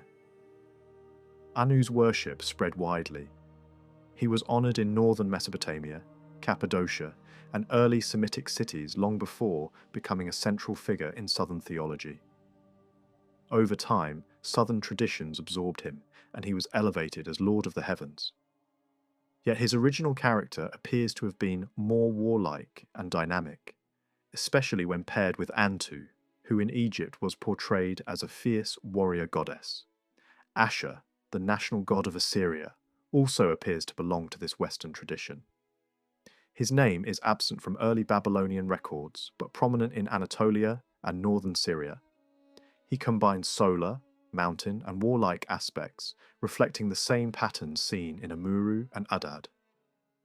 In Assyrian ideology, Ashur became the embodiment of royal power and conquest. But his deeper roots lie beyond Assyria itself. Ashetta, later known as Ishtar or Astarte, represents the most complex case of all. Her worship stretched from Syria to Mesopotamia, from Egypt to Arabia. Her name appears in countless forms, and her identity absorbed nearly every role imaginable. She was goddess of love and war, fertility and destruction, motherhood and chaos. She became the generic term for goddess itself. Evidence suggests that Ashetta originated in the western lands, where she was originally paired with Amuru. As her cult spread, she was merged with local goddesses and reshaped repeatedly. In Babylonia, she became Ishtar. In Egypt, she became a war goddess of horses and chariots. In Arabia, she transformed into a male deity. Sexual identity shifted, but power remained constant. Her cult included rites that later traditions condemned, and biblical texts preserve traces of practices that once accompanied her worship. These rites appear to have entered Israel from the west rather than from Babylonia, reinforcing the idea that her cult originated in Amuru. Other gods followed similar paths. Dargan, once centered in the Middle Euphrates region, spread westward to Canaan and southward into Babylonia. He became a patron of kings and cities, a god of authority and warfare, often linked with Enlil. Ea, long thought purely Babylonian, may also trace back to Western origins. His associations with wisdom and deep waters appear to be later developments shaped by southern geography. Enlil himself, traditionally labelled Sumerian, shows signs of being another Western storm god, absorbed into southern theology. His mountain associations, storm imagery, and fertility role mirror those of Adad and Amuru. What appears Sumerian in writing may mask a Semitic deity, translated into a Sumerian script. Other figures such as Gir, Mash, Nergal, and Zababa reveal the same pattern. Their names appear in Western regions, then re-emerge in Babylonia under new forms. Mountains, storms, warfare, and vegetation repeatedly overlap. The same divine force surfaces under different names, written with different signs, reshaped by local tradition. Shamash stands as one of the clearest examples of Amorite influence. Revered by Western rulers, invoked in diplomatic letters, and honoured in key cities, he spread early into Babylonia and became a pillar of law and justice. Even his gender shifted in some regions, showing again how flexible divine identity could be. Sin, the moon god, likewise radiated outward from northern centres such as Haran. His worship reached deep into Arabia and southern Mesopotamia, leaving traces in geography, myth, and ritual. By the end of this survey, a clear pattern emerges. What later generations labelled Babylonian religion was not born in isolation. It was shaped by centuries of movement from the west. Amorite groups entered Mesopotamia early, bringing their gods with them. In new surroundings, those gods evolved. When later migrations followed, they encountered transformed versions of their own traditions. Culture changed, names shifted, and theology adapted. But continuity remained. What formed in Amuru did not vanish. It spread, merged, and reshaped the religious landscape of the ancient Near East. This process was neither sudden nor mysterious. It followed the same patterns seen throughout history, where ideas carried by people evolve with place and time, and where ancient beliefs never truly disappear but continue under new names and new forms.